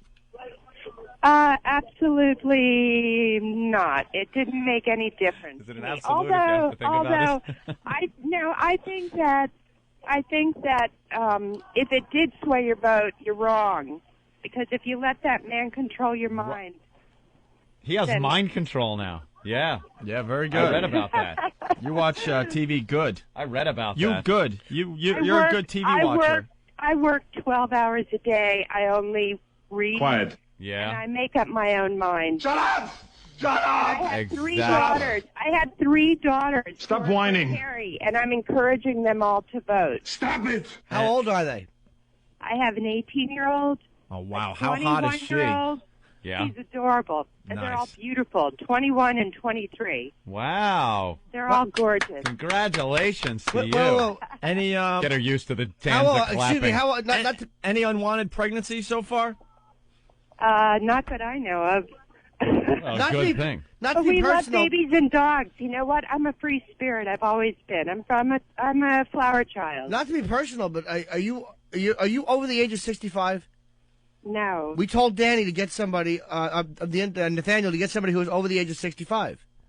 Well, I'm gonna throw my bag at him if he thinks I'm over 65. Well, we told him to find someone over 65 because we're trying to see. We want to know how the senior citizens are voting. Here, And oh, then you want my boyfriend? How old is he? He's. Do you look? You must look 65 if he handed you the phone. My I don't really God. understand I this. look awesome. Are you kidding me? Oh, no disrespect intended. Lady. we told him find the oldest woman online. Goodbye. Have a great day. You too. You too. Enjoy Tony Danza. Oh, thanks. I don't even know who he is. Like I said, I work every day. I've never seen the show. So why the hell are you going to see it? Oh, it's a happening, you know. It's a reason for a day off. Last week I was in Italy. This week, Tony Danza. If you want to know who Tony Danza is, picture any cast member of The Sopranos with Down syndrome. I love it. What a visual. Goodbye. All right, there she Bye. goes. Yeah, bye. We have to say hi to Lady Di. What's up, Lady Di? Hi, how you doing? Pretty good. Look at her all hungover. All right, hold on one second. We're jumping all over the place. Chris from Buffalo, real fast, go. Hey, Jimmy. Hi. Hey, Aunt, you got to get one of these fat pigs on the line and do Tony and tell her they won tickets to something. Oh, my Or they're going to God. bring her on Yeah. stage. Yeah. Or do something. Screw them. See, I thought the guy might have a good idea. Let's see if they'll buy your Tony Danza impression. That's All right, a very good good. one. Thank you, bro. All right, now back to Lady Di, who's hungover and she just woke up. Hey, Lady Di. Lady Di.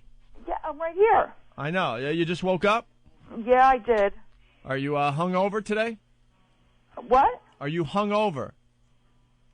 No, I'm not hungover. What do you mean? Am I hungover? No. Well, I'm somebody who drinks on a daily basis usually wakes up a little hungover. No. What are you listening to in the background? I'm not listening to anything. It's my friend that's listening to Day Tripper. Oh yeah, the Beatles. I Your heard it. friend? What Who is friend? this? Did you get banged last night? No. Well, then what friend do you have over so early? I have one of my friends over here. A What guy? friend? Yeah. It's a boyfriend? No, it's not a boyfriend. Is it a guy? Yeah, it's a guy, but All it right. ain't a boyfriend. Get him on the phone, please. Hold on one second. Thank you. All right, Lady Di is See what just this is all waking about. up. She needs a job, and I guess she's going to start her job search soon. Let's see what this is all about. Yeah, definitely. Hold on one second. Lady Yep. Di, are you going to find Howie? Howie! Me and Lady Di were hanging out all night. I threw her a good one. Hey. Hey, you doing? Howie, what's up? What's up, brother? How do you know Lady Di? From a friend. What do you mean from a friend? My friend Chris knows. Did you knows sleep her, over there so last I night? know her. Did you sleep over last night? Oh, yeah. I'm here for a while. You're here for a while. Why? Why not? So you're just hanging out over at her place? We're hanging out, having a good time. All right, Howie, be honest. Did you guys have some action last night? Did we have what? Action. Little action? No. Why not? You just I ain't dealing with that. I got action with other girls. I ain't dealing with that. Why wouldn't you deal with that with Lady Di? I have standards. How does she look in the morning? Not good. He's freeloading off of her and he's bashing her. What? Dude, you're freeloading off of her? Why would you want to be at Lady Di's house this morning? Reloading. I'm just here for a party and having a good time. When did the party start? When? Yeah. Yesterday. And it's just a party with you two? No, my friend Chris. And why Oh, is Chris threesome. there? Why is Chris there? Yeah, is anyone trying to bang Lady drunk. Di? Huh? Is anyone trying to bang her? Not me. Did you guys go to bed yet? I'm still up. They're sleeping. They're sleeping together? No. Chris is on the couch, and I'm up. Dude, be honest with us. Listen to tunes. Be honest with us. How much did Lady Di have to drink last night? A lot. Yep. Yeah, you know she has a drinking problem, right? So do I. All right. Are we on the air or not? Hell yeah, we're on the air. Oh, cool. This is what we do every day. We just screw off. Oh, good for you guys. All right. I'm screwing off today. So, what? Did you guys meet in the local gin mill or something? No, not really. Where'd you meet? My friend Chris met Lady Di. Uh-huh. And then now I'm here. and you guys just crashed there? Yeah, I'm crashing for a couple days. It's a flop pad. I have nowhere to go, so I'm hanging for a while. Oh, what a mess. Is it a nice place? Oh, yeah, very nice here. Yeah, are you homeless usually? Me? Yeah, where do you usually live? I live in Garwood. Jersey. Oh, Jersey, okay. Near Cranford and Westfield. All right. This is Westfield here. All right, let's so get it's the next town over. All right, let's get Lady Di back on the phone, all right? All right. I'll wake her up again. All right, wake her All up right, again. brother. Here's Be cool, man. We're you guys being are cool. awesome. All right, Lady Di needs a job, and she's A job? Yeah. We all need jobs. Jesus, what a mess. All right, here she is. All right. All right, brother. All right. Be cool. We're being cool, yes. Hey. Lady Di. Yeah. You know you need a job, right?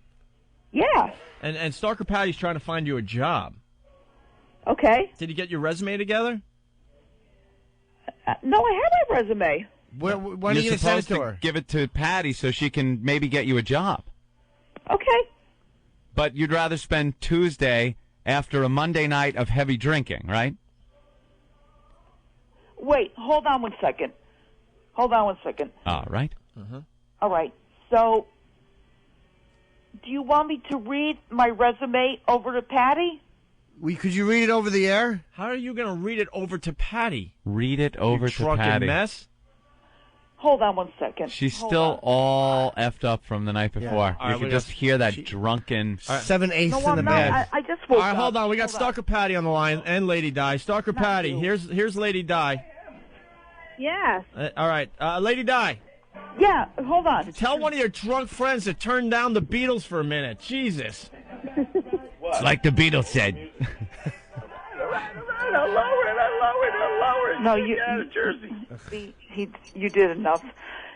All right. So, what do you want me to do? All right, we got Stalker Patty on the line. Stalker Patty, go ahead. Talk to your friend Lady Di. Okay, go ahead, Patty. Go ahead. Yes. When are you going to send me your copy of your resume or experience that you've had? All you have to do is just write it on a piece of paper and just mail it to me. I gave you my address.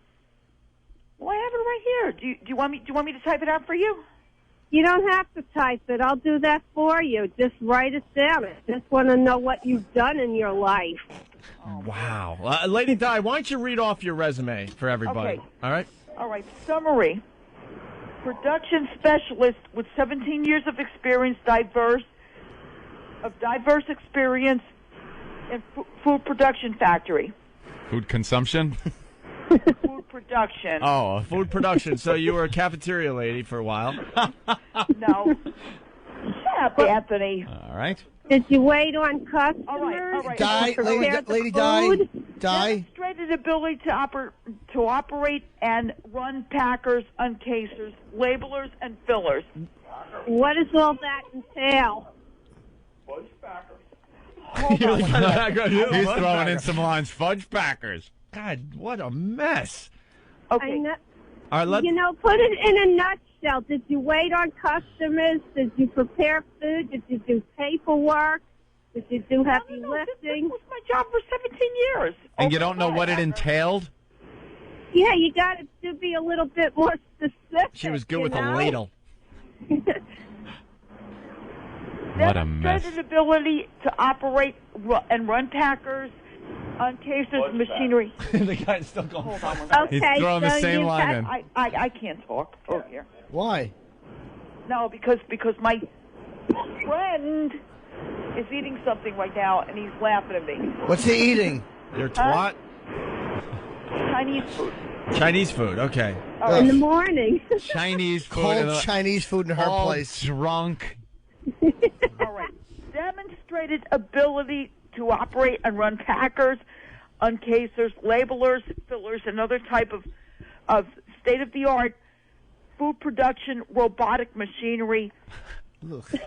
Look at that fat broad running me. Warning. She's going to explode, Will Robinson. Why don't you tell me in layman's terms what all that jargon is? Get your fat paws off me, you pig. I will run myself. I do not need a bloated drunk to operate my machinery. Okay. 1985 to 2002, working over at Bud. Oh, okay. All right, Lady Di, what else is on this resume of yours? All right, ran varies. Well, there's a couple of other things. Right? If you let me finish. Oh, go ahead. All right. Ran varies production lines, including packers, machinery. Yeah. She's reading that 4 times now so far, the Packers. I know. What's the Packer, by the way? Judging from her body, she played for the Packers. And what do you pack besides your fat body into size 52 pants? We'll see you November 13th, Mr. Norton. All right, so what else? All right. So, 1984 to 1985, salesperson, Daffy Dan's clothing store. Daffy Dan. Did you wait on customers? Did you work the register? Yes, I did. Okay. Yep. All right, so that's experience I can write down that you've done. Now, when you make your work experience record out, you got to tell me specifically year, date, who was the company, who could they contact. Include all blackout periods you've had. 1985 to 1988, no recollection whatsoever. And you have to fill in the gaps. You can't just leave blank. She's been trying to fill in that gap for years. No one will take it. All right. And, a good resume has to be like 1 page long, or they're going to just throw it in the trash. All right, Lady Di? Yes. You got some work ahead of you here. We're trying to get you back on your feet. You're a mess. I am not a mess. You're a mess. You You're haven't drinking slept yet. It was a Monday night. You need a job. Your buddy told us you were drinking all Monday night. You should have been going to bed early the night before to be up at 6 to get a head start on things and start hitting all the businesses and places. Yeah, listen to Mary Tyler Moore. She knows how to be a career woman. Hey, Patty? Yeah. Has Di been good with getting up and going looking for jobs? Has she been very a go-getter? No, not at all. By the way, Craig is reminding us that Lady Di forgot to add Laurel stunt double to her resume. Thank you, Craig. Resume? She's got. It's actually Oliver Hardy. Yeah, I know. And she forgot to add her hair as stunt double for crypt keepers. Oh, no. Get out of here with my hair. I love when Lady Di has no idea what we're saying to her and just goes, oh, stop, Jimmy. All right, thank you, Starker Patty. Okay. Not a go-getter. She's a go-eater. Henri. Hello. Henri. Make this fast, Henri. I don't believe this. Are you the new Frenchie or what? What?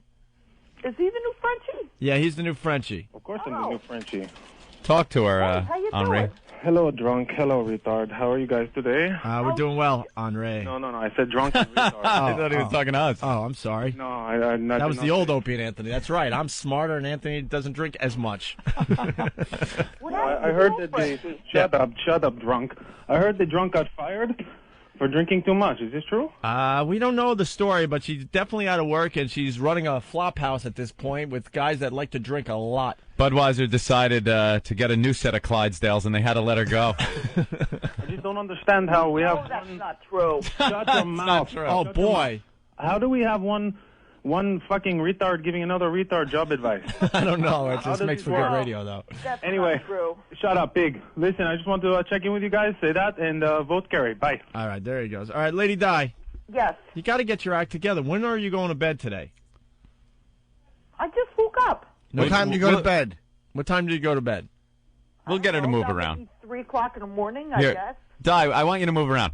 Dun, dun, dun, dun, dun, dun, dun, dun, dun, dun, dun, dun, dun, dun, dun, dun, dun. Get it? Are you hoofing it?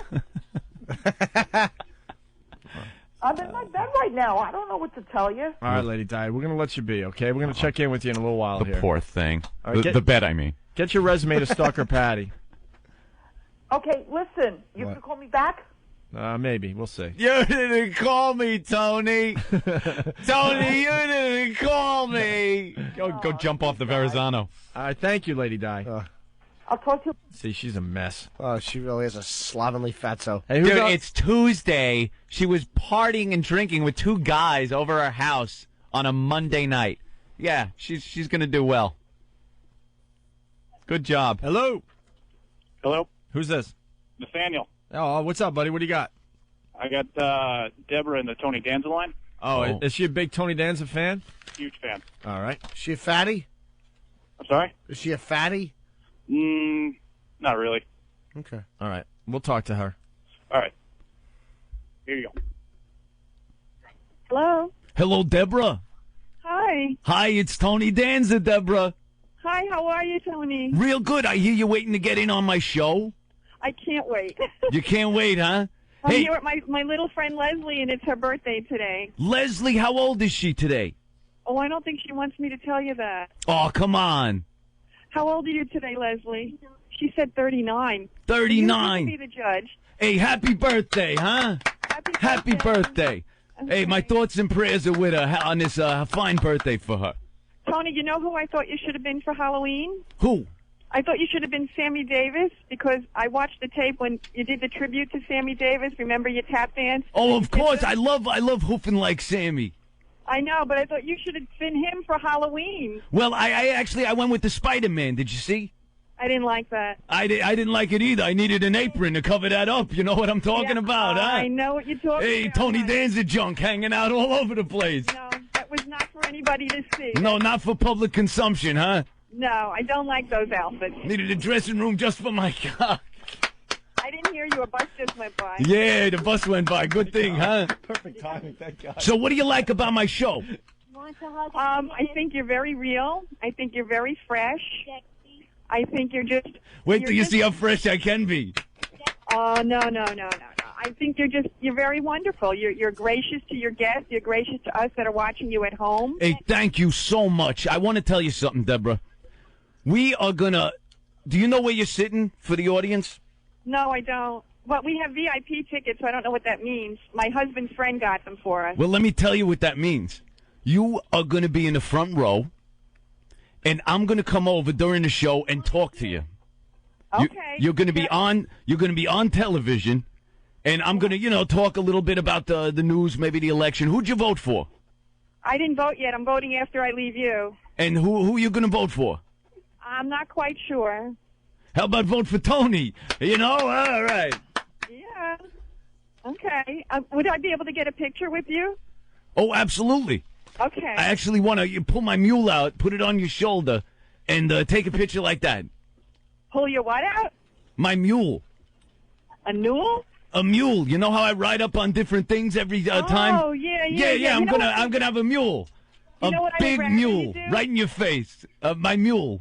You know what I would rather you do when you open the show? I'd rather you open it up with a song. Oh, you like when I sing? I think you should do what you do best.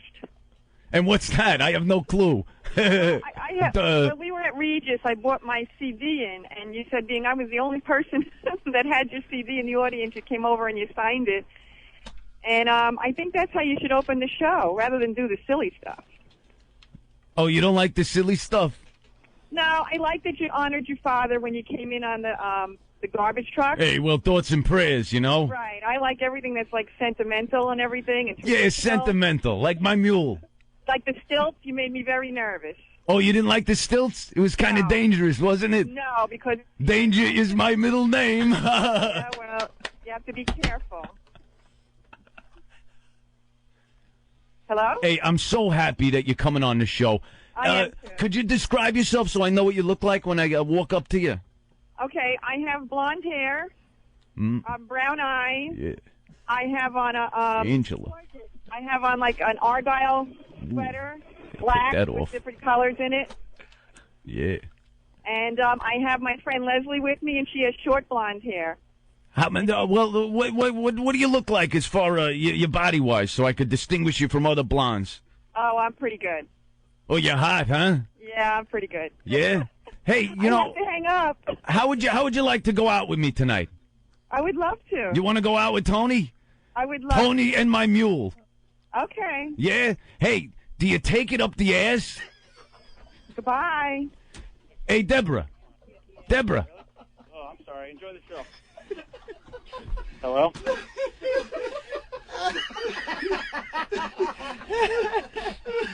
What? Nathaniel. Yes, I am walking away fast. What happened? What happened at the end there? She looks at me and goes, he was nasty at the end. She still thinks it was Tony? I think so. Oh, God, that was awful. Yeah. I'm so uncomfortable. How is she going to look at him now in that show? All of a sudden, she just gets up and belts him in the face for no reason. All right, great job, buddy. Thanks. Try to find one more person that wants to talk to Tony Danza, okay? They're going in right now. Oh, really? That might be it for today. All right, thank you. You guys did a great job out there. All right, thanks, man. Oh, yes. Oh, she God. bought it. All right. Oh, my God. Take it off the end. Poor woman just crushed her image of the man she loves. There you have it. Okay, more Brokaw audio on the way. Also the chick flick thing and more of your phone calls. We're all in the same boat, fellas. But our shenanigans are cheeky and fun. Yeah, I mean, shenanigans are cruel and tragic, which makes them not shenanigans at all, really. Evil shenanigans. I swear to God, I'll pistol whip the next guy that says shenanigans. Hey, Farva, what's the name of that restaurant you like with all the goofy on the walls and the mozzarella sticks? You mean Shenanigans? No. That does it! Shenanigans! Shenanigans!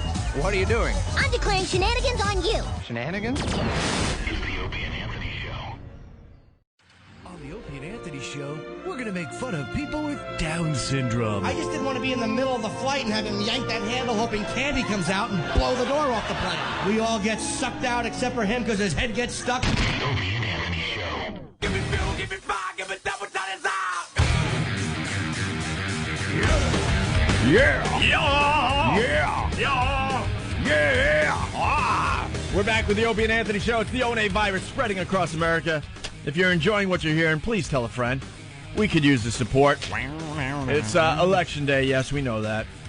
Yep, we've already declared George W. Bush as the winner. No one else has the courage, Opie, or the insight, actually, in the election to declare a winner at this early in the game. Yeah, but we have. Lots of things coming in. A message from the Beastie Boys. Please get out there and vote. All three of us are voting for Kerry, and we hope you will, too.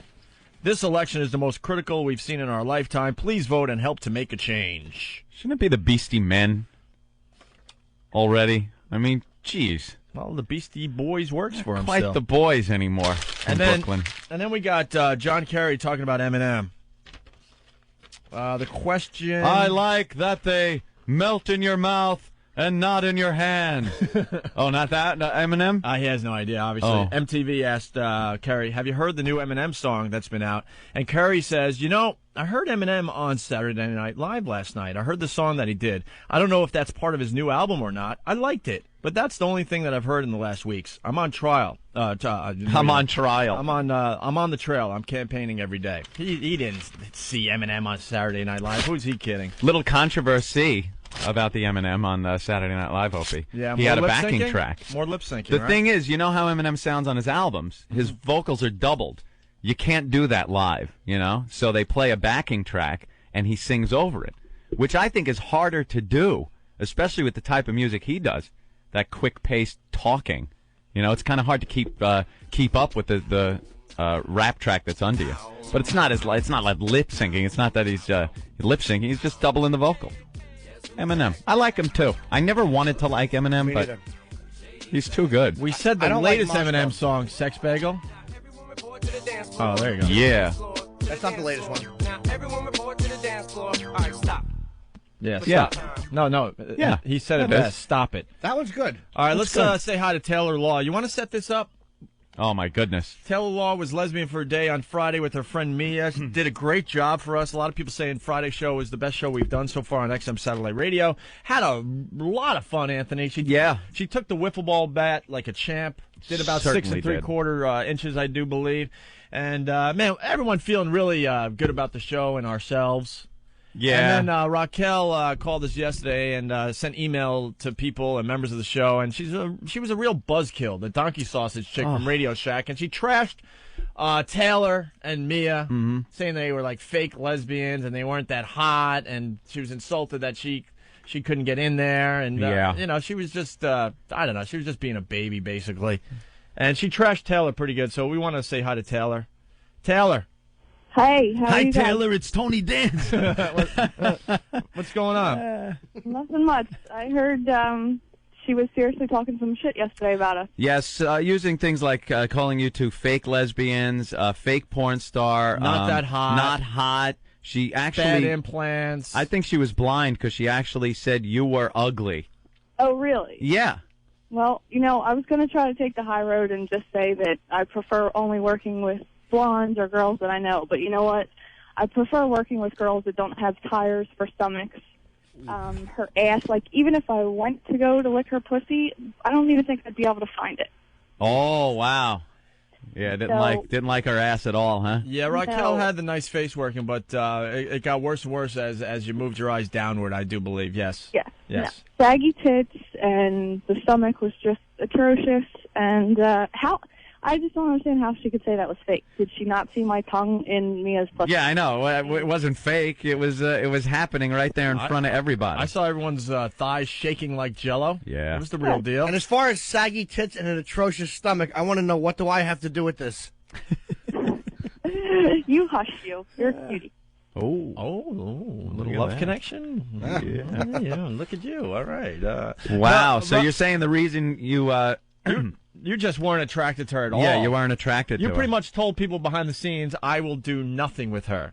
Yeah, that's pretty much it. I mean, I was told as long as she's hot, then fine, and I didn't have a problem with that. When I walked in, me and I both took a look at her, and we were like, there's no way in hell we're touching this chick. So. There you have it. All right. Wow. Well, there you go. Brutally honest. I'm kind of stalling because I'm hoping that Raquel would call in the show and we could have a fine cat fight, Anthony. She's probably selling some of that fine equipment at Radio Shack. We're going to put you on hold for a second just in case we could get her on the line. Maybe Ben could find Raquel real fast. I mean, we have to just put an end to this finally. Nathaniel. Yes, sir. What's going on? Not much. I have Doreen waiting in the Tony Danz line. Oh, my God. Are we going to go to the well twice? Yes. Why not? Let's We always see if have we the can- first one to remember. Let's see if we could get her to do All right, let's talk to her. All right, just a second. What's her name? Doreen. Okay. Hello. Hey, Doreen. Yeah. Hey, guess who this is? I don't know. Not Howard Stern, I hope. I don't know. Yeah, it's Howard Stern. How you doing, honey? Oh, no. I'm sorry. I didn't mean that. Hey, you waiting on the Tony Danz line? Yes. Yeah, what are you going to do there? We're going to watch Tony Danza film show. Why didn't you come down to my studio, honey? Where's your studio? I'll strip your ass and throw bologna at you. Are you going to have an X-rated radio show? Yeah. Oh, I don't listen to X-rated radio shows. I don't know. She wasn't buying. Doreen, thank you. Thank you. Yeah, thank you. All right. See, we went to the well. No. Here's the problem. She wasn't going to buy the. He's got to say it's Tony. Yeah, he's got to say who it is. You got to put him back on. Yeah, and Nathaniel. Yeah. You're ruining the bit. You got to tell people that we got Tony Danz on the phone and that you're like working for the show. The only problem is there's a bunch of people with clipboards and headsets, which are ruining the illusion for me. That are like right next to me as I talk to these people. Oh. So. What? People from the show? Yeah, they might call my bluff pretty easily. So whisper it to the person. Tell them it's a contest and whisper it. All right. You want to give it another try? Put me on hold. All right, we'll put him on hold, see if he's got anything. Okay. See if we could get that going, because I would love to have somebody run out onto the stage. I know. at We the got an Tony idea. Danza That's show. why we went back to the well. We probably shouldn't have, but we have an idea that It's just could be really funny. If it worked, it would be the funniest thing that's ever happened, ever. Ever. All right, why don't we go back to the Tom Brokaw audio? We're just about done with this here. Brokaw had an exclusive interview with President Bush. Here's another clip here. The other issue that has developed quite dramatically in the last week or so is the disappearance of hundreds of tons of explosives from an ammunition depot in Iraq. Rudy Giuliani, who's been one of your strongest advocates, said on the Today Show the other day, it was not your fault. It was the fault of the troops who failed to secure that site. Is that fair to those troops? Well, first of all, there's a lot of... Is that fair to those troops? Is that fair to those... There are tons of missing explosives. Hey, President Bush, you want to take a picture of me and my mule with you? Big fan. Did you see me in my Spider-Man costume for Halloween? All Hallows Eve. You know, most of our listeners don't watch the Tony Danza show. We should tell them for Halloween. Tony Danza came out in a Spider-Man outfit with no underwear on, and his freaking mule was on display. And the cameraman, every time the shot of Tony hit the screen and where you could see his crotch, the cameraman was slowly moving the shot upwards. Slowly, zoomed in on Tony so that his crotch would be out of the picture. But it was done so slowly as to not make you think, oh, my God, even the camera has to, make these moves to keep us from seeing Tony's mule. Yeah. And they couldn't disguise it. They had the full shot of him when he came out in his Halloween costume. Look, I'm Spider-Man. And it was just this huge Tony Danza Italian pecker right through his Spider-Man costume. Hanging to the left. Hanging there. And he even talked about it. He goes, I sure could use an apron. And then wasn't he using the mask or something to try to cover up his crotch? Then he took the Spider-Man mask off his head. And surprise, it's Tony, and then he's holding the mask over his crotch. So you don't see just this huge Tony Danza mule. It didn't work, though. His cock got so much camera time, they gave it a SAG card. That big, delicious lump. My Italian sausage. All right. I think we want to play one more clip of Brokaw because this one, let me see. Yeah, Bush attacks Brokaw in this clip. Mr. President, in the opening of his debate, Dick Cheney, your vice president, said, if I had it to recommend all over again, I would recommend exactly the same course of action for Iraq. Even if you knew that there was no storage of weapons of mass destruction in Iraq, even if you knew that the Republican Guard could fade into the north and the west with their weapons and mount a very effective insurgency against us, even if you knew oh my God, that we didn't have enough troops to secure all the sites in Iraq necessary to be secured at the time, you would recommend exactly the same course of action? Well, Tom, the bigger question is, should we have removed Saddam Hussein in the first place? Oh, Jesus. But then that's what happens afterwards as well. But that's easy to second guess. I mean, I've never known you to be a Monday morning quarterback like this. I mean, ooh. Hey, go fuck yourself, President Bush. Did you realize that the weapons would go to the insurgents? Man, he had a tough time with that. Yeah, he shouldn't talk for more than 20 seconds at a time. Bush is probably just fixated on his mouth, just looking at it, not even understanding the question. Yeah, I got to back up a little bit here. How do you... He can't speak. A Monday morning quarterback like this. I mean, of course, we can look back and history will judge whether we could have done something differently. But you've asked me in the question in the context of really, should we have removed Saddam Hussein in the first place? No. And the answer is yes, sir. We should have. He didn't ask A leader must be steadfast and strong. A leader must make decisions on principle. Tactics change, strategies change, but principles should never change. And I think the American people are going to decide which person, which human being, has got the capability of leading this nation forward into what I believe is going to be a hopeful 21st century. He didn't answer the question. That was a shit look. Brokaw to me is an ass, but he asked a legitimate question. He asked a question. And stupid, hey, look, if you knew all this, would you do it different? And Bush is like, hey, nitpicky. Hey, the actual legit question here is, should we have done it in the first place? No, the question was, did you take into consideration all of the things, having taken that into consideration, all the things that happened, would you do it again? Oh, brother. What a tool. Like if you knew that most of those weapons would be found hidden in the front of Tony Danza's Spider-Man suit, would you take the same action? Mr. President, considering the fact that Tony Danza's crotch is a storage ground for weapons of mass destruction, whip. That guy, yeah, anything over 20 seconds, That's and where he he starts just running out of air. loses it. Okay. Running out of oxygen.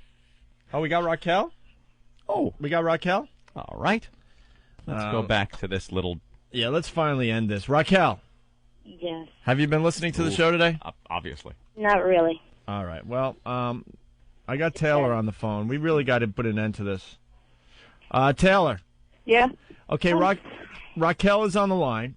She hasn't been listening to the show today, so could you repeat what you told us? Sure. All right, go ahead. Raquel, when I walked in, I was told that you were going to be hot. So when we walked in, me and I looked at each other. Well, I'm sorry that I'm not blonde, blue eyes, and, you know. Well, I'm sorry, too. It doesn't happen that way all the time. Listen, That's what I'm into. plain and simple, I wasn't attracted to you. I wasn't attracted to your friend. I really don't care. It's done and over with. I'm a has-been. You're a has-been. I don't care. I'm done, all right? Thanks for everything. The guys were great. Everything was fun. Blah, blah, blah. Goodbye. Ooh. Wow, that Anything wasn't much else? of a fight. Oh, yeah, of course you did. She's a Okay, psycho if- broad. Is that man. it? We should have had her say your mom's box. Your mom's If- box. Why did she start all this shit then if she was done and she wasn't attracted to me or me? We gave that some serious thought, and we came to the conclusion she's a lunatic. And she wants to be part of the Opie and Anthony program, and we don't hire women. We just don't. They ruin everything. No, they don't. We want our women to live in our fantasy world. And Raquel thinks she could bring some intelligence to this program, and we're just not interested. Well, she can bring fat to the program, that's for sure.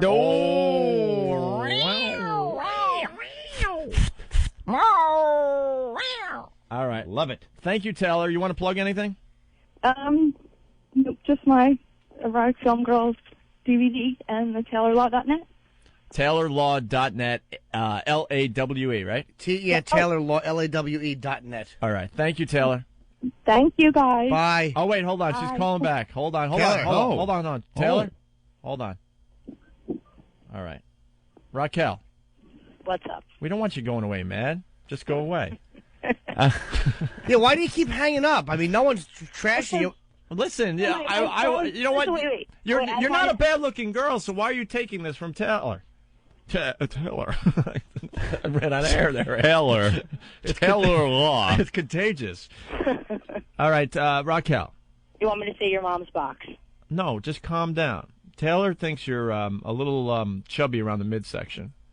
Hey, And she I thinks used to your be a lot boobs... chubbier, so You know, I didn't want to say this, but she also said that your boobs are a little saggy. Said your ass was a little I don't wide, have, too. And she said something about it looks like you sat down in a gravel driveway. What? I said I don't have size triple D fucking fake breasts, so my. I do believe they were double Ds. Oh, okay.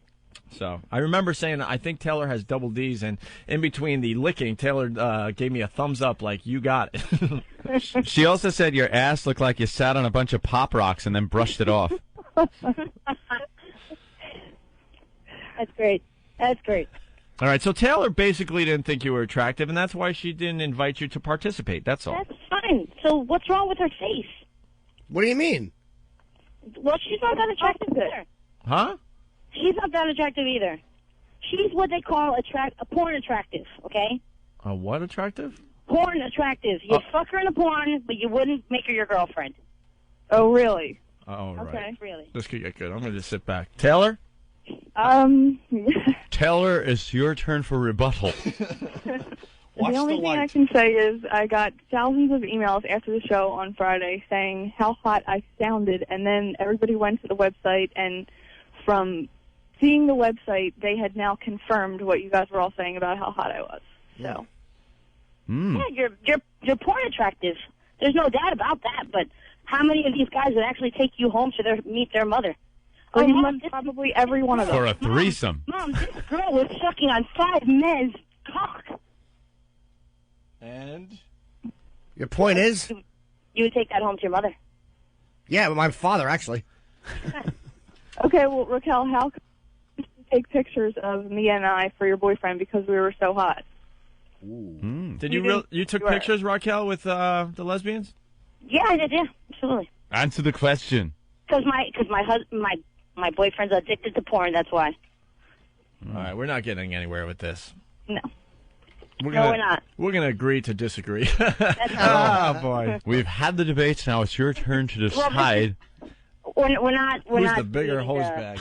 Presidential election here, so. No. All right, Raquel. Point is, I'm done. All right, you are done. Say your mom's box. Your Raquel. mom's box, please. Your mom's box. All right, and there she goes. All right. Famous last words of everybody on the program. Thank you, There Taylor. she goes. Bye, Taylor. All right, Bye. there she goes. Taylor. I like how Raquel did the dramatic hang up and then has to call back. Yeah, all right, I'll say. Okay, she spoke her piece and then I've had it. Goodbye. Click. Redial. Daniel. Hey, what's up, guys? Oh, you got a homeless guy waiting? All right, we're going to take a break. We got to figure out, we got to get this radio show back on track. So why don't we take a break? We'll step aside. We got to do the chick flick thing. We got a bet going. Oh, yeah. We'll talk about this next, okay? For 7 cents a day, you can get Opie and Anthony. Or feed this little kid with the flies on his face. But you want to laugh, don't you? You don't want to be depressed watching starving children. So turn them off and turn on Opie and Anthony. Okay, we'll send you a photo of the child you're helping in the outfit of your choice. Coming up next on Opie and Anthony, Jim Norton sings. Forget me not, you sightless twat. Your dog just shit on my rug. Thought that was pretty fucking funny, didn't you? How's that for a sketch? The Opie and Anthony Show. We don't do sketches, stupid.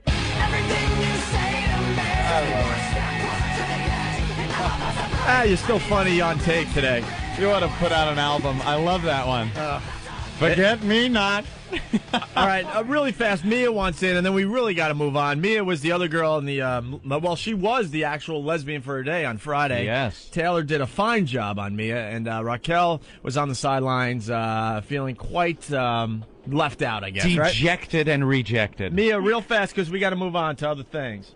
Okay, I just can't believe she's like mad at us or something. She was really nice. I mean, trying to be nice. She came in dressed like a pigeon and took her clothes off, and it just got worse after that. Pigeon. She was supposed to be a black angel. Like an angel. She looked like a pigeon, and once the clothes came off, it just got worse. So, what was so bad when she took her clothes off? what was good? I couldn't find anything. I like this Mia girl. Yeah. I didn't think you had the chops, but you're good. I'm a very nice person, but when you get catty, I have to get catty back, I guess. You know? Well, Taylor noticed that she had something going on with her midsection. There was a lot going on there. That's the problem. Ooh. And you guys didn't want anything to do with her, huh? No, I really don't think we did. I guess she was pretty mad about that. She still asked for our picture after the show, but yeah. When you work at Radio Shack, I don't know.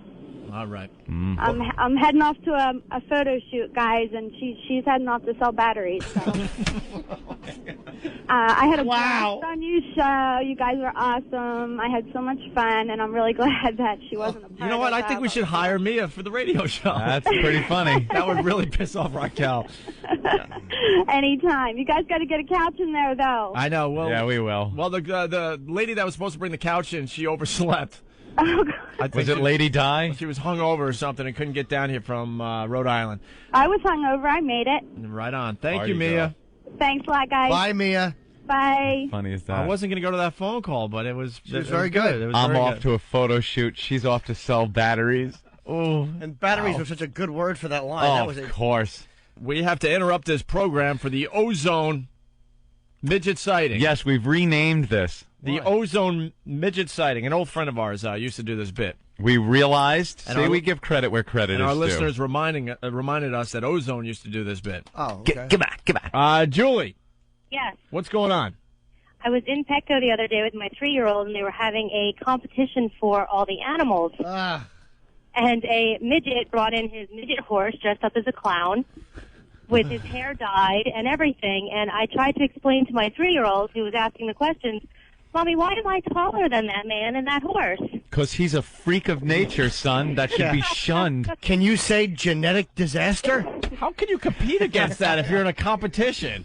Let me tell The you, little they fella had- dresses up and brings in his midget horse. What do you got that competes with that? Not a midget on a midget horse. nothing. What trumps a Absolutely midget on a nothing. midget horse in a competition like that? A dachshund one. So It was disgusting. It was disgusting listening to this man talk about his midget horse. Well, I've had him for quite a few years now, and I love dressing up like a clown and riding my midget horse. And I love when people look at me and make that fearful face and run away. And the poor horse, it was just born that way. But this friggin' midget has to sit there and put like hair dye and in Like he rainbow wasn't? colors in this horse, and this horse is just chewing its hay like. You gotta be freaking kidding me. Because the Great Danes that were there Yeah. were bigger than everybody. And, I mean, the midget was looking up at this Great Dane going, damn, that's a really big freaking dog. Hey, was that his whole gag? Whoa, look at the size of this horse. Oh, it's a dog. Oh, ha, ha. My little pony, my little pony. I just figured I'd give you a call. It was, all right. That's a good midget sighting. Yeah, that's today's ozone midget sighting. Well, yeah. There you go. All right, thank you. No problem. Great show, guys. Wait. Yeah. Oh, it's painful. Jeff from Connecticut. Click. Hey guys, how you doing? Long time listener, glad to have you back. Love Jeff, welcome to the program. Hey, got to tell you, you got to get rid of Norton. Dump this guy because he sucks. What? Every time he opens his mouth, he drains the funny from the room. Whoa, easy there, Jeff. I got to tell you, hey Norton, Bob Kelly was on the other day. I couldn't tell the difference between him and you. Get a new shtick, buddy. You stole it from him. You're a one-trick pony. Yeah, your mother's a one-trick pony, too. When I give her money, she sucks my dick and eats my ass. You fucking fan with an opinion. Your mother's a trick-turning pony. She sucks horse cock while bad 70s music plays. Funny little troll. You're an unfunny little troll, buddy. That's the best you have? Unfunny little troll? I say your mother sucks pony dick on film, and you call me a troll? Do I trip-trap under a bridge? Drop dead, motherfucker. I'm not a professional. You're a professional. You're not a professional. You're a fucking nobody. You're an anonymous zero. You suck. I may suck, but your mother swallows and takes it on the face. Hey, my mother may take it on the face, but at least she's funnier than you, motherfucker. You're She's not funnier than me. The only thing funnier about her is she's a woman with a cock. That's what's funny about your mother. And she dangles it over your father's face like a Roman war helmet. You're the worst, man. I may be the worst, but I'm well paid and you're a listener. So sit there, boy, and listen. Put on your headphones and listen, little fella. I drain the funny out of a room the way your mother drains semen out of black cocks. Where'd he go? I don't think he could take it. Holy Jesus. First of all, how does he come out against the beloved Jimmy Norton on this program? Has to happen sometimes. I have to apologize. I knew Norton was having a bad day. Oh, and he's been sitting there during commercials going, I have nothing today. He's just not. He's talking about how he took, Tylenol PM or something? Oh, I took it last night about midnight, and I'm just wiped. It's like opium. So I can tell Norton is just like kind of not happening today. He's a little miserable, and I knew that guy wanted to go after you. I set you up so he bad. could call everyone good. I could have helped you out like an old pal. No, you should have let him through every time. Let him through every time. That was really But good. instead, I'm like, I know this is going to get him going, man. Rob from Melville, Norton rocks. That caller blows. Wow. All right. Okay. John from Iowa wants to try the trucker rhyme. Oh, the trucker rhyme. This show just stinks. We really are a bunch of This show hillbillies. stinks. All right, go ahead, John. Come on, this is not going to suck, I promise. All right, let's go. All right, Chicago's a fucking shithole. Here's the why and how. Traffic's fucked up. The people suck. There's also that piece of shit, no talent man cow. I hope and pray with all my power. The next suicide plane hits the Sears Tower. Die, motherfuckers, die. Wow. Thank you, John. Huh? Very dramatic. All right. Thank you. Thank you. Hey, Wow. This sucks. This sucks. This sucks. All right. This sucks. I know it sucks. Relax, dude. We're trying sucks. to get some funny back into the program. Boy, at least you get rid of that guy. He drains the funny every time he calls. Oh, I hope that caller dies in a fiery wreck. Fucking hope your leg is severed in a drunk driving accident, shitbag. I think he got to you, though. No, he annoyed me. He got to you a little bit. Bring stupid fat Bob Kelly's name into it. Drag my awful neighbors into this. Well, Bob Kelly's he's a brilliant comic. Yeah, Bob's a good comic. I love Bob. Mormon from D.C. Roman war helmet reference. Always funny. Always funny. Okay. Wow. Where do you go after that? His mom taking the black cock, as Jimmy said. Wow. You had to go there. I didn't like his fucking call up with phony bile horseshit. Call up like he's angst-filled. Fuck you, douchebag. All right, let's go to Daniel. Daniel. Hey, what's up, dudes? We sent our interns out on the street today. This is another thing that just has gone horribly wrong. Where are you now, Danny, if I may? Yeah. I'm down in Central Park, South Side. South Side, Central Park. Yeah. All right. Hanging out with Jesse, the homeless guitar player. Oh, right on. Okay. Oh, one with an act. Should we talk to him? Why don't we talk? Well, you don't want to hit over your phone, huh?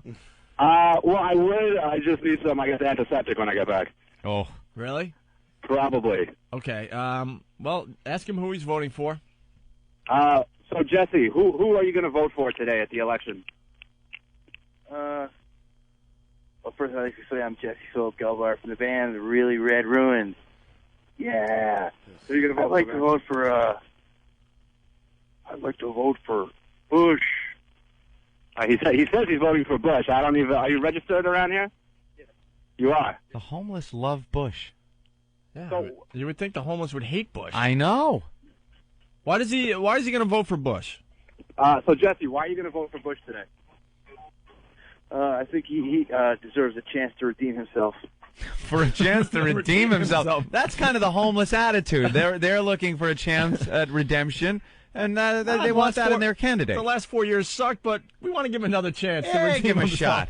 We'll give him another 4 years, see what happens. 4 years, he could turn it all around.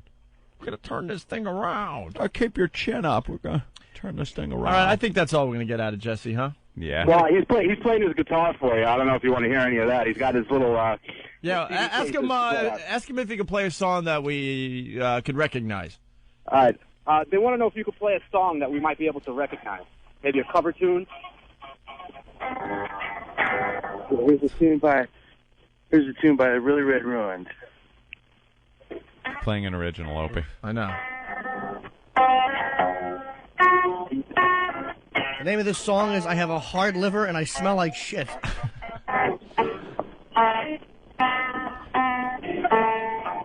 Is he playing or beating a jogger over the head with his guitar? Not only homeless, but talentless as well. You guys like that? No, not at Give him all. $1 to stop. He stinks. That was horrible. All right, thank you, bro. You got it, man. All right. Yeah, We're going to do the chick flick thing next.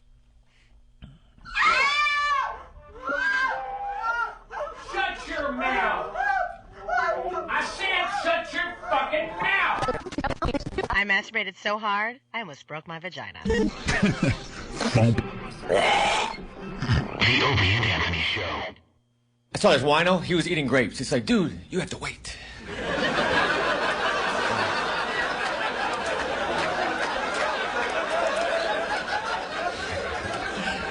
I like to drink red wine. This girl says, doesn't red wine give you a headache? Yeah, eventually. But the first and the middle part are amazing. I'm not going to stop doing something because of what happens at the end. Mitch, do you want an apple? No, eventually it'll be a core. I went to the store, bought 8 apples. The clerk said, do you want me to put them in a bag? I said, oh no, man, I juggle. But I can only juggle 8. If I'm ever here buying 9 apples, fucking bag them up. I saw a guy juggling chainsaws. It was cool, but unless something needed to be sawed down, then it's just annoying. It's like, come on, Rick, can we use one?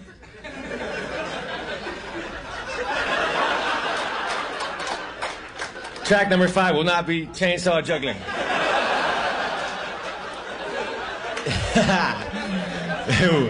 It will be this one. I was gonna have my teeth whitened, but then I said, fuck that, I'll just get a tan instead.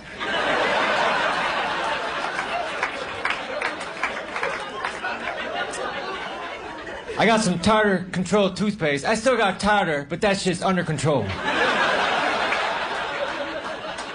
If the tartar gets out of line, I'm like, come on, man, you know the deal. Fall in. You crazy-ass tartar. I got so much tartar, I don't have to dip my fish sticks in shit. That's actually kind of gross, you know? After that joke, I always clarify that I'm just joking. I don't know how much tartar I actually have. I believe it's the average amount. If we all did a tartar test right now, my name would be right in the fucking middle. I would like to go fishing and catch a fish stick. That would be convenient. I could easily get a job with Mrs. Paul's. They just put me in a boat with some empty boxes. And I will return them to the freezer section of your neighborhood grocery store. You know, when there's a fishing show on TV, they catch the fish, but they let it go. They don't want to eat the fish, but they do want to make it late for something. Where were you? I got caught! Bullshit, let me see the inside of your lip. Fish are always eating other fish. If fish could scream, the ocean would be loud as shit. You would not want to submerge your head. Nothing but fish going, ah, fuck. I thought I looked like that rock. 100 channels of crystal clear digital audio. XM satellite radio. Radio to the power of X. Oh, it's so cute. Whoopsie daisy. Opie and Anthony Show. Asses like 10-year-old boys. The Opie and Anthony Show.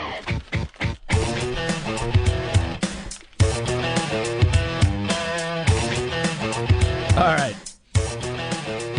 The 50 greatest chick flicks of all time. You're checking out the O&A Show. Thank you. Greatest. Thank you. Yeah, according to Oprah Magazine, we have a list of the 50 greatest chick flicks of all time. Don't worry, this is going to be painless. Really? Well, we were looking. Because I read a couple of the synopses.